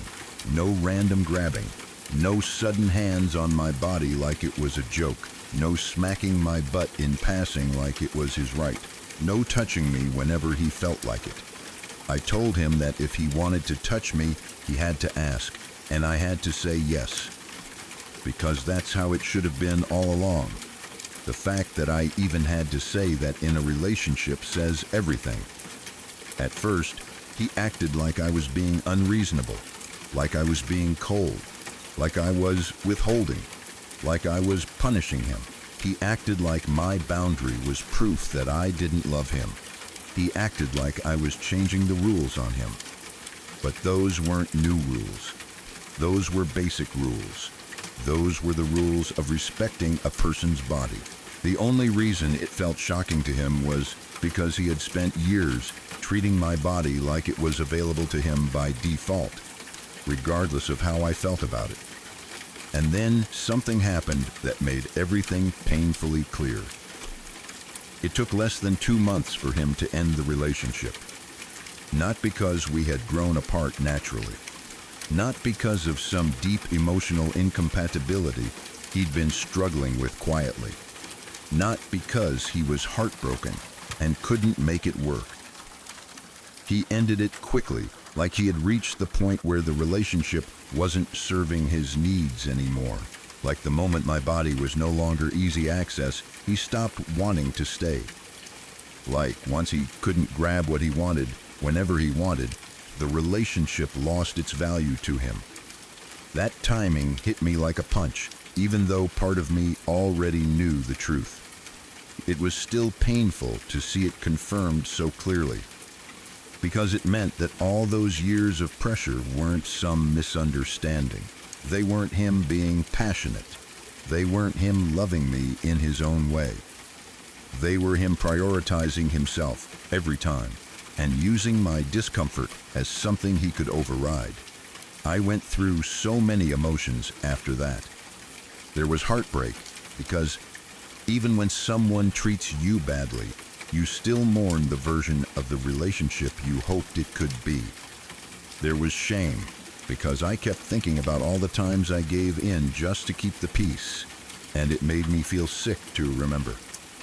There was anger because I realized how much he took from me.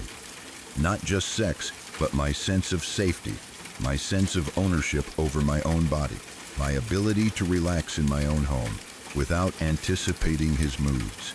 But under all of that, there was also this quiet, steady relief.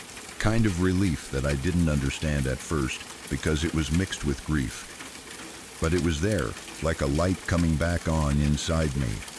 Because once he was gone, the pressure was gone. The constant negotiating in my head stopped. The fear of saying no stopped. The feeling of being watched, evaluated, punished stopped. I started noticing how tense I had been for years, how my shoulders were always up, how I was always trying to keep things calm, how I was always trying to keep him happy so he wouldn't turn ugly. That's not love. That's survival. The ending of the relationship also gave me a brutal kind of clarity about the question I had asked him so many times. Was sex the only reason he was with me? He always said no. He always made me feel horrible for asking. He always acted like I was insulting him, but his actions answered it in a way his words never could. The moment I claimed full control over my own body, the moment I required respect and consent and clarity, he left. That wasn't an accident. That was the truth showing itself without any excuses left. And I started seeing how manipulative that pattern had been from the beginning. The tantrums weren't random. They were training. They were a way to teach me that my boundaries had consequences. His coldness wasn't just a mood, it was punishment. His outrage when I questioned him wasn't because he was hurt. It was because he didn't want to be held accountable. He wanted to keep the benefits without changing the behavior.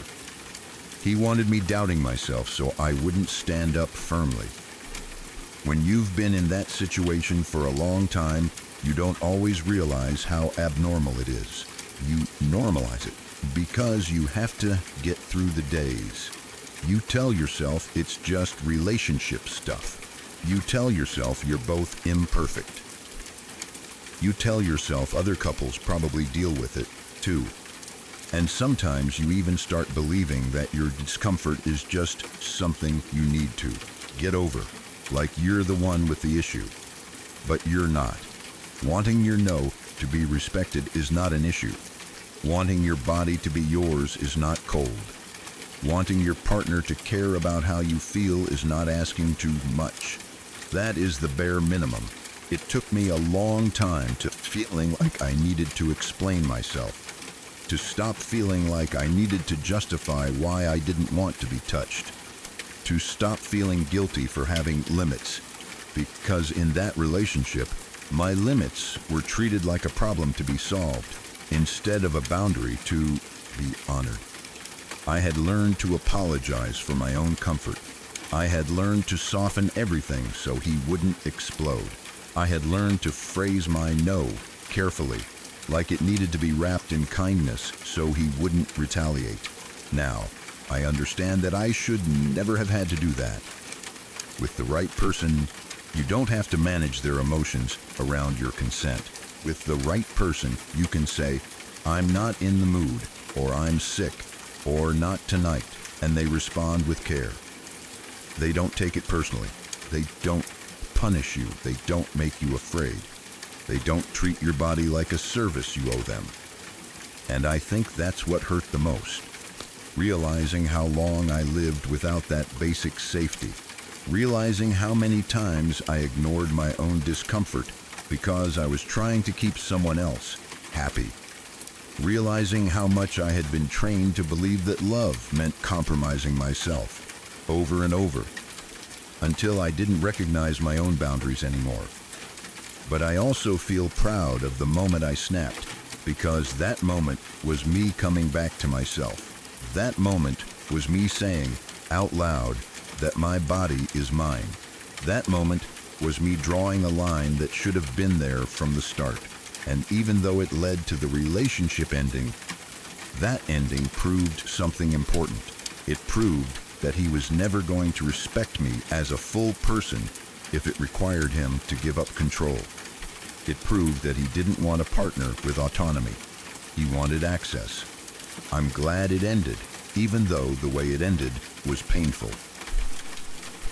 Because the alternative would have been staying and slowly losing myself more and more.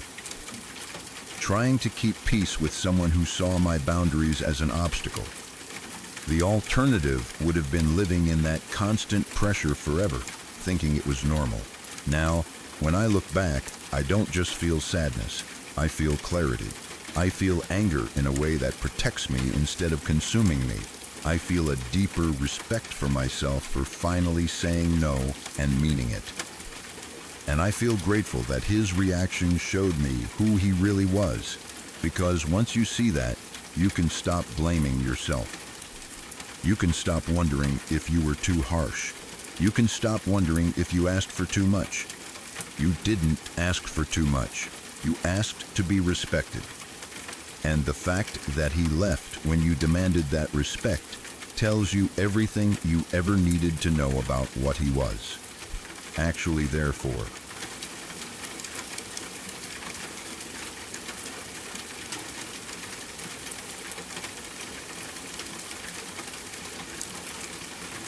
He told me more than once that he was still trying to figure out whether he even wanted to be with me. Not in a serious, thoughtful way where two people sit down and talk honestly about what they need, but in a way that kept me hanging. It was like he wanted the comfort of having me there, the benefits of being in a relationship, and the control of knowing I was waiting for his decision, while still leaving himself an easy exit. Every time he said it, it landed like a quiet threat, like I should feel lucky he was considering me at all. I remember how confusing that felt, because I wasn't asking him for some grand promise. I was just trying to be in a normal relationship where you don't have to earn your spot every week. But with him, nothing ever felt steady. The ground always felt like it could shift under my feet, even on days that were supposed to be simple. If we had a good time together, I would still be left wondering if that good moment meant anything, or if it was just another day he was deciding to keep me around. He barely ever said, "I love you back." The first few times, I tried to brush it off. I told myself maybe he wasn't used to saying it. Maybe he grew up in a family that didn't talk like that. Maybe it was hard for him to express feelings. I kept giving him kind explanations because that's what I wanted to believe. But then he actually gave me his reason, and it wasn't gentle at all. He said I overused it. He said it would lose its meaning if he said it more than once a week. Once a week. Like love was a limited product, and he was managing the supply. Like affection was something he needed to ration so it stayed special, and I was the one who couldn't be trusted with it. It made me feel silly for even wanting basic warmth from the person I was with. It made me second-guess the way I naturally showed love. I'm someone who says it easily because I mean it easily. If I care, I say it. I thought that was a good thing. With him, it became something I felt ashamed of, like I was being too much simply for expressing love out loud.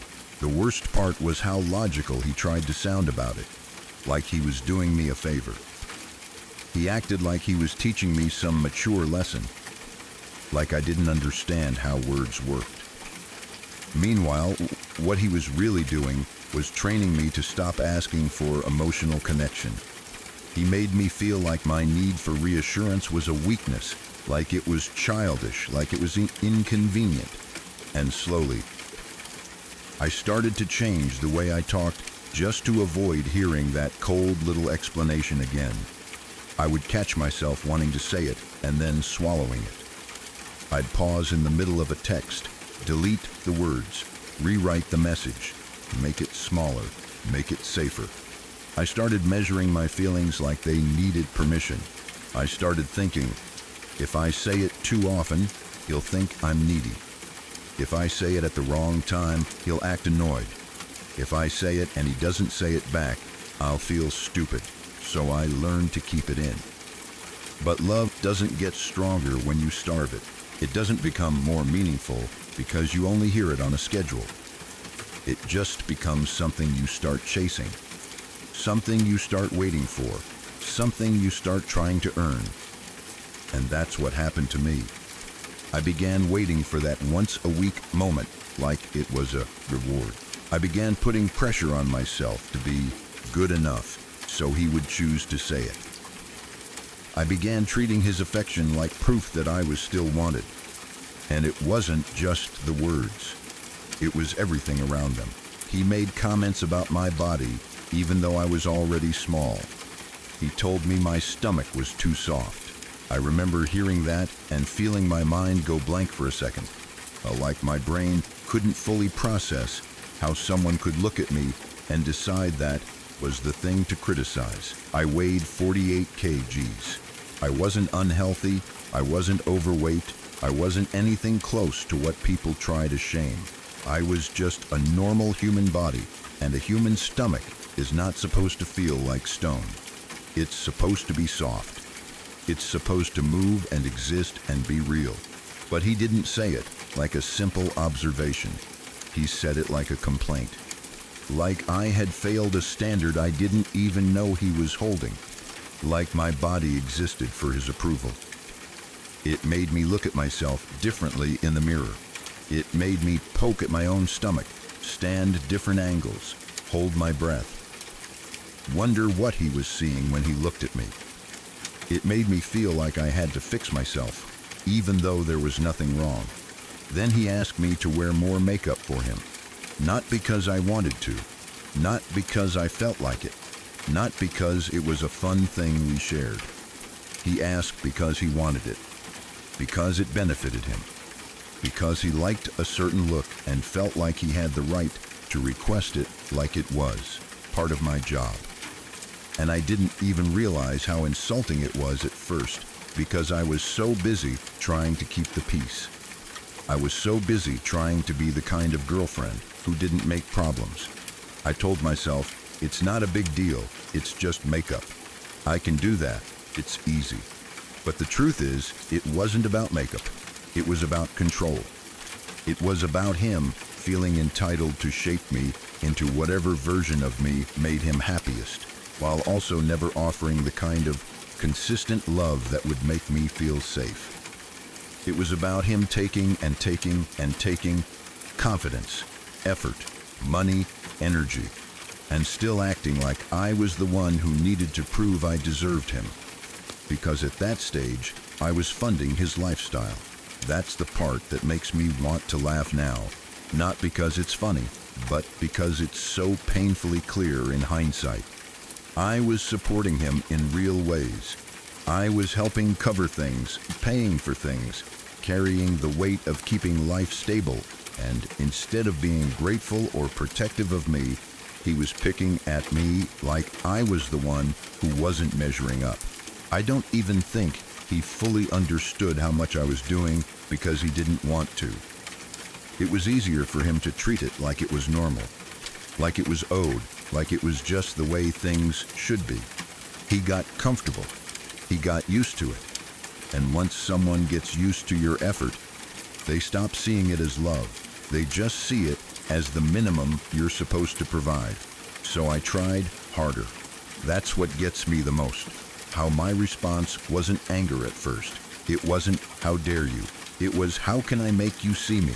I worked harder, cared harder, gave more, stayed softer. I tried to be more understanding. I tried to be more patient. I tried to be more attractive, more calm, more agreeable, more whatever I thought would make him choose me fully. I wanted him to see my worth so badly. I wanted him to wake up one day and realize he had something good and stop acting like he was doing me a favor by staying. I wanted him to stop deciding and start loving me like a partner. I wanted to be chosen without having to audition. But the more I tried to prove my worth, the more he acted like I didn't have any. That's how these situations work. When someone benefits from you doubting yourself, they don't rush to make you confident. They keep you uncertain. They keep you off balance. They keep you working for scraps while they enjoy the full meal. There were times I'd feel this tightness in my chest after he said something cruel or dismissive, and I'd go quiet because I didn't want to fight. I'd tell myself it wasn't worth it. I'd tell myself he didn't mean it like that. I'd tell myself he was just stressed. I'd tell myself maybe I was being too sensitive. I'd tell myself love isn't perfect, relationships are hard. Everyone has flaws. But deep down, I always knew it didn't feel right. Love shouldn't feel like you're being reviewed. It shouldn't feel like you're being compared to an invisible standard you can never reach. It shouldn't feel like you're earning your place through money and effort while getting criticized for your body and punished for showing affection. Over time, his rules started to seep into my everyday thinking. I started planning my words. I started editing my feelings. I started noticing every time I wanted reassurance and then telling myself I didn't deserve it. I started believing that loving too openly was embarrassing. I started believing I had to be low maintenance to be lovable. I started believing that being wanted was something fragile that could be taken away if I said the wrong thing, gained the wrong weight, wore the wrong face.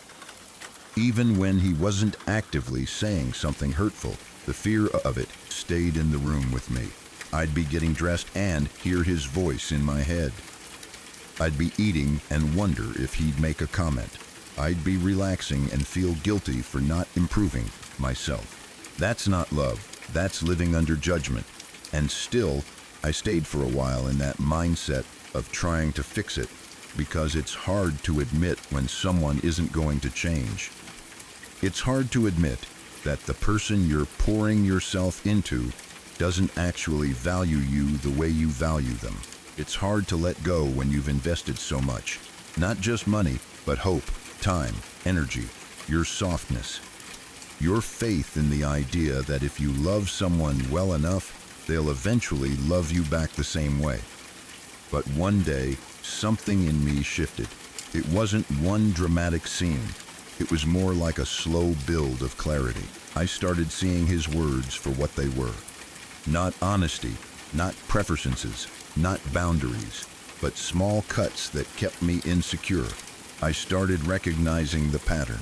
The way he acted like he was the prize, like he was doing me a favor. The way he criticized the parts of me that were already vulnerable. The way he kept love on a schedule, but expected my support whenever he needed it. The way I was giving, and he was still making me feel like I wasn't enough. And once you really see that, you can't unsee it. I began imagining what it would feel like to be with someone who didn't make me shrink. Someone who didn't treat my love like an inconvenience. Someone who didn't think my body needed to be corrected. Someone who didn't ask me to change my face for their pleasure. Someone who would say, "I love you," because they felt it, not because they decided it was time for the weekly allowance of affection. I realized I was doing all this work to be worthy in the eyes of someone who was never going to treat me as valuable, because his whole way of staying comfortable depended on me trying harder. He didn't want me confident. He didn't want me sure. He wanted me chasing. He wanted me proving. He wanted me grateful for the bare minimum. And that's when the relief started to come in. Not all at once, but like little breaths of air after being underwater too long. I started feeling the anger I should have felt earlier. I started feeling protective of myself. I started remembering who I was before I began filtering every part of me through his opinion. When it finally ended, I felt this strange mix of grief and freedom. Grief for the time I spent trying to earn love that should have been freely given. Grief for the way I doubted my own worth while I was literally holding up his life. Grief for the version of me who thought she had to be smaller, quieter, prettier, less emotional, less human. But the freedom was louder. It was the freedom of not waiting to be chosen. The freedom of not counting the days since the last "I love you."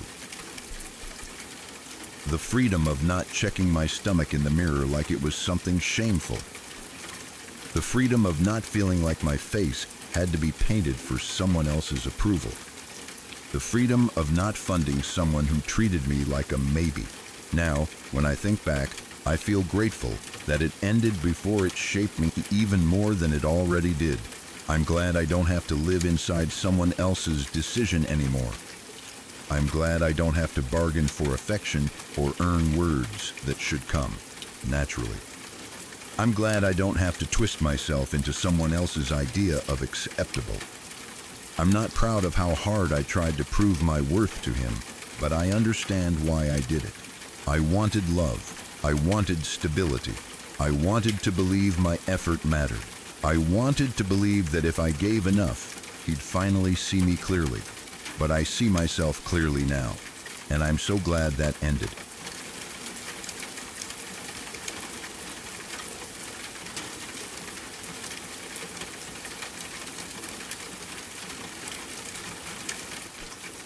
About 2 weeks after our first baby was born, I was already living in that strange, fragile space that new mothers know too well. My body didn't feel like it belonged to me yet. My hormones were all over the place. I was running on almost no sleep. My nerves were raw.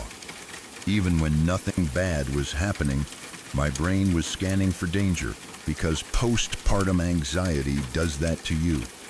It makes everything feel louder and sharper. It makes your heart jump at small things. It makes you feel like if you don't stay alert, something terrible will happen. And in the middle of all that, I was trying to keep a newborn safe and fed and comforted while also trying to recover, physically and emotionally, from giving birth. I was exhausted in a way that didn't feel normal. It felt like I was underwater. He was holding our baby, and we were talking, and I could feel the conversation turning. It wasn't calm anymore. It was edging into hostile. The kind of tone where you can hear defensiveness building, and you know it could tip into a fight. He was being belligerent, not just irritated, but that specific type of pushy, unreasonable energy that makes you feel like you're talking to someone who doesn't want to understand you. And because I knew him, because I had seen that version of him before, something in me recognized it immediately. He'd been drinking. It wasn't a dramatic moment where he stumbled or slurred his words in an obvious way. It was subtle, but my gut knew. The way his tone shifted, the way he was too confident, too combative, too dismissive, like he wanted to argue. And when you're 2 weeks postpartum, you are not built to tolerate that. You are not built to negotiate with someone who's under any kind of influence while holding the most fragile thing in the world. And this wasn't just any influence. It was the very thing he had promised me he would stop once the baby was here. That promise mattered to me. It was supposed to be a line, a safety line, a boundary for our new life. So the moment I realized it, it was hugely triggering. My postpartum anxiety and depression were already making my emotions feel too big for my body. Sleep deprivation makes everything feel like an emergency. My thoughts were racing, my heart was racing, and the image of him holding our newborn while not being fully sober hit me like an alarm bell going off in my chest. I didn't even want to argue. I didn't want to debate. I didn't want to prove anything. I just wanted my baby away from risk, away from instability, away from an adult who had made a choice that put her in danger and then wanted to pretend it didn't matter. I demanded, quietly but firmly, that he give her back. I didn't scream. I didn't create a scene. I was trying to keep the air in the room as calm as possible because that's what you do when you're terrified and trying not to escalate someone who is already being belligerent. But inside, I was shaking. It felt like my whole body went into protective mode. And when he asked why, I told him why. I said it straight. I said I knew he had been drinking. He tried to gaslight me about it. That part is important, because it wasn't just that he drank. It was the way he looked me in the face and tried to make me doubt what I was seeing and sensing at a time when I was already fragile. He denied it. He acted like I was imagining things. He made it seem like I was being paranoid, like it was just my postpartum anxiety talking. And maybe he thought that would work because he knew I was already questioning myself constantly. Postpartum makes you unsure. You're so sleep deprived you can't remember what day it is. Your emotions swing hard. Your body feels foreign. You're scared of being judged. You're scared of not doing things right. It's the easiest time in the world for someone to make you doubt your own instincts. But I didn't doubt myself. Not this time. Not with my newborn in his arms. My gut was screaming too loud. After a bit of back and forth, he finally admitted he had drank some earlier, but claimed he was fine. He was not fine. He was acting wrong. The energy was wrong.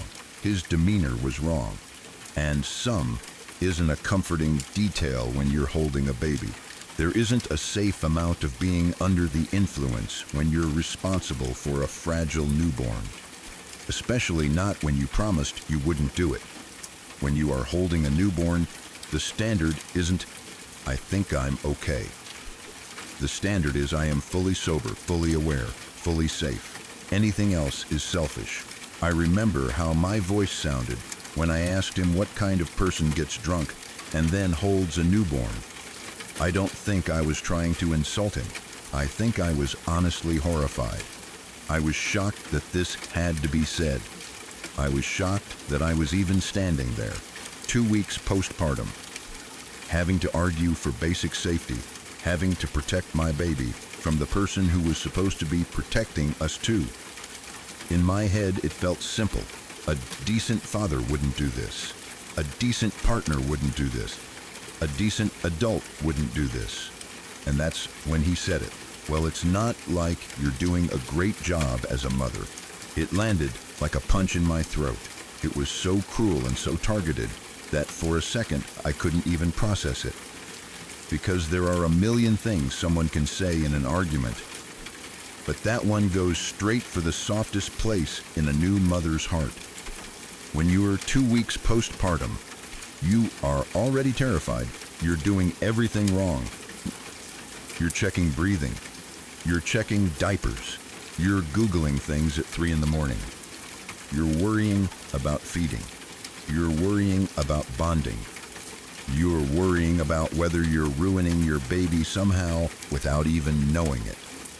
You are exhausted and scared and trying your absolute best, and your identity is shifting in real time.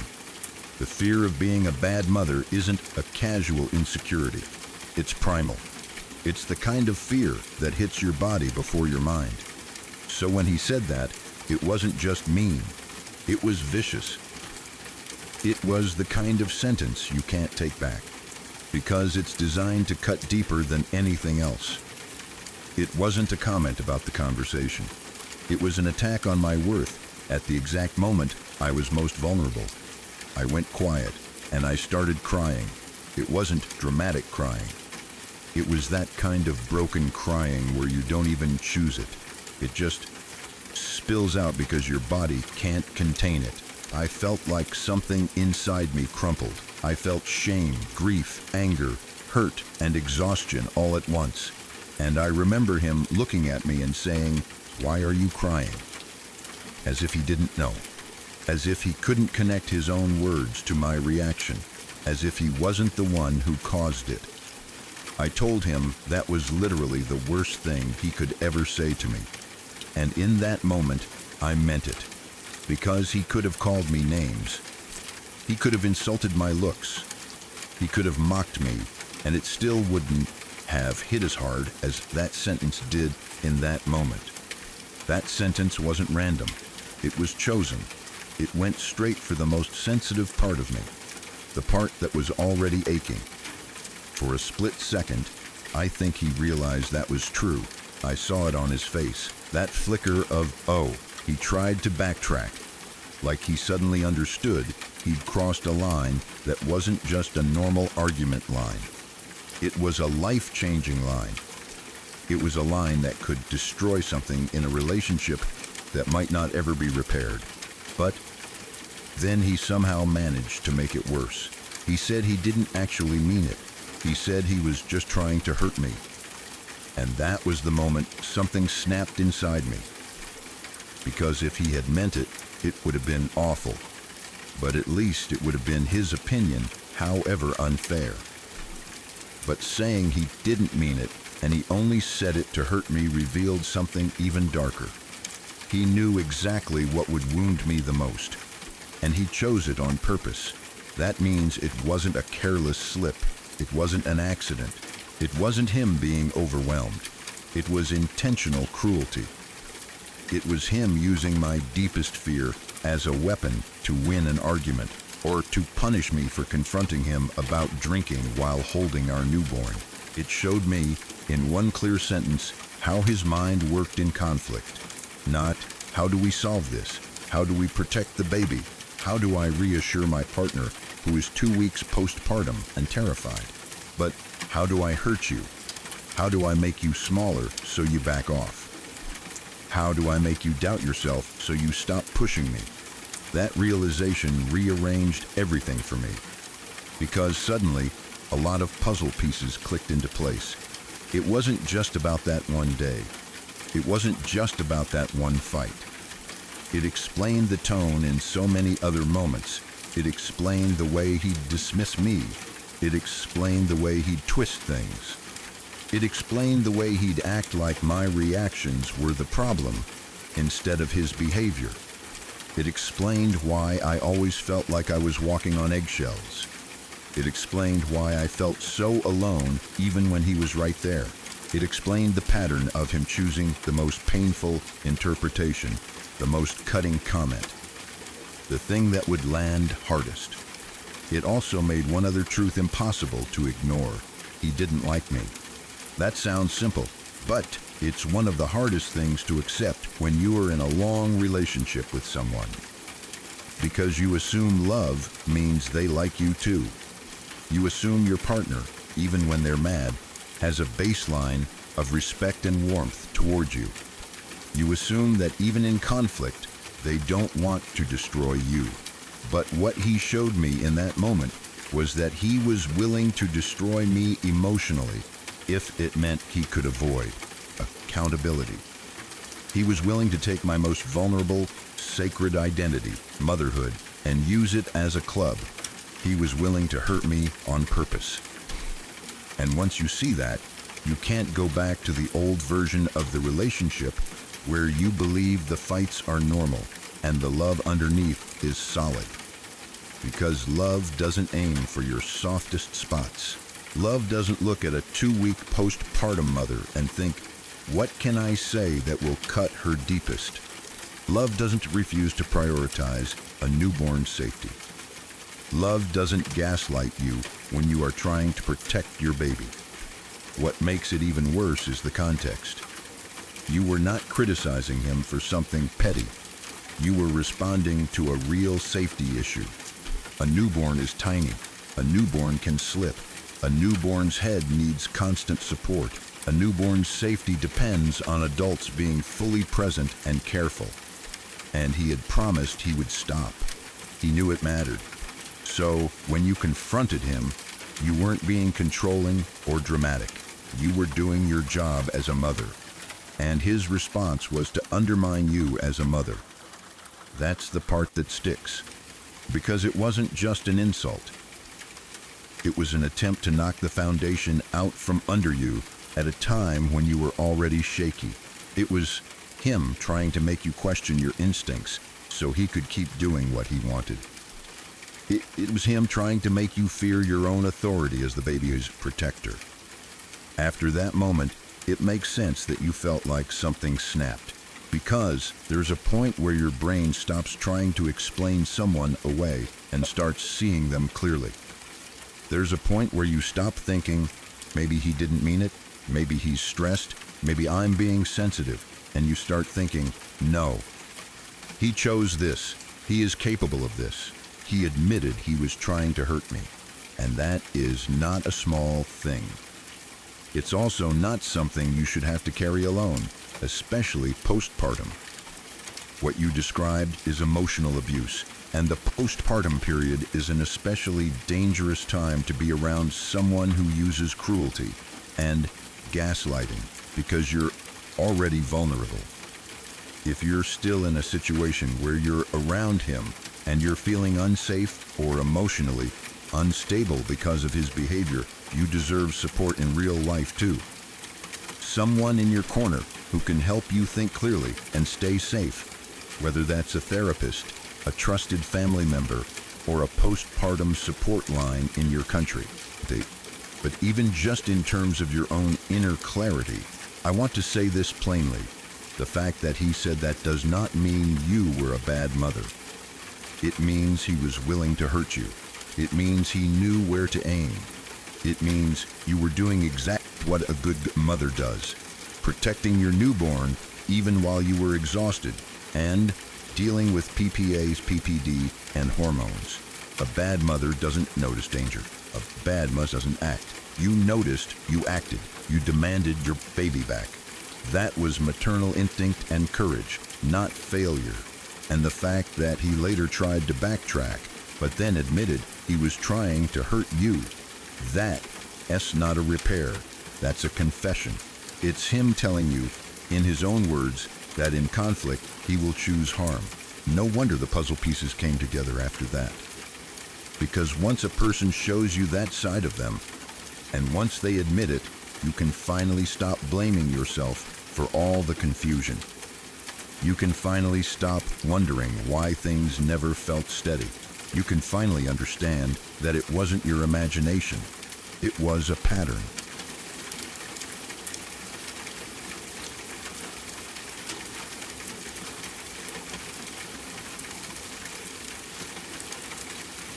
So that's where we'll stop tonight. Before you go, remember this. Every story you just heard was real. Real people, real nights, and none of them saw it coming. If that got to you the way it gets to most people, do one thing before you leave. Hit subscribe. I post new stories all the time, and I don't want you to miss them. Take care of yourself. I'll see you next time.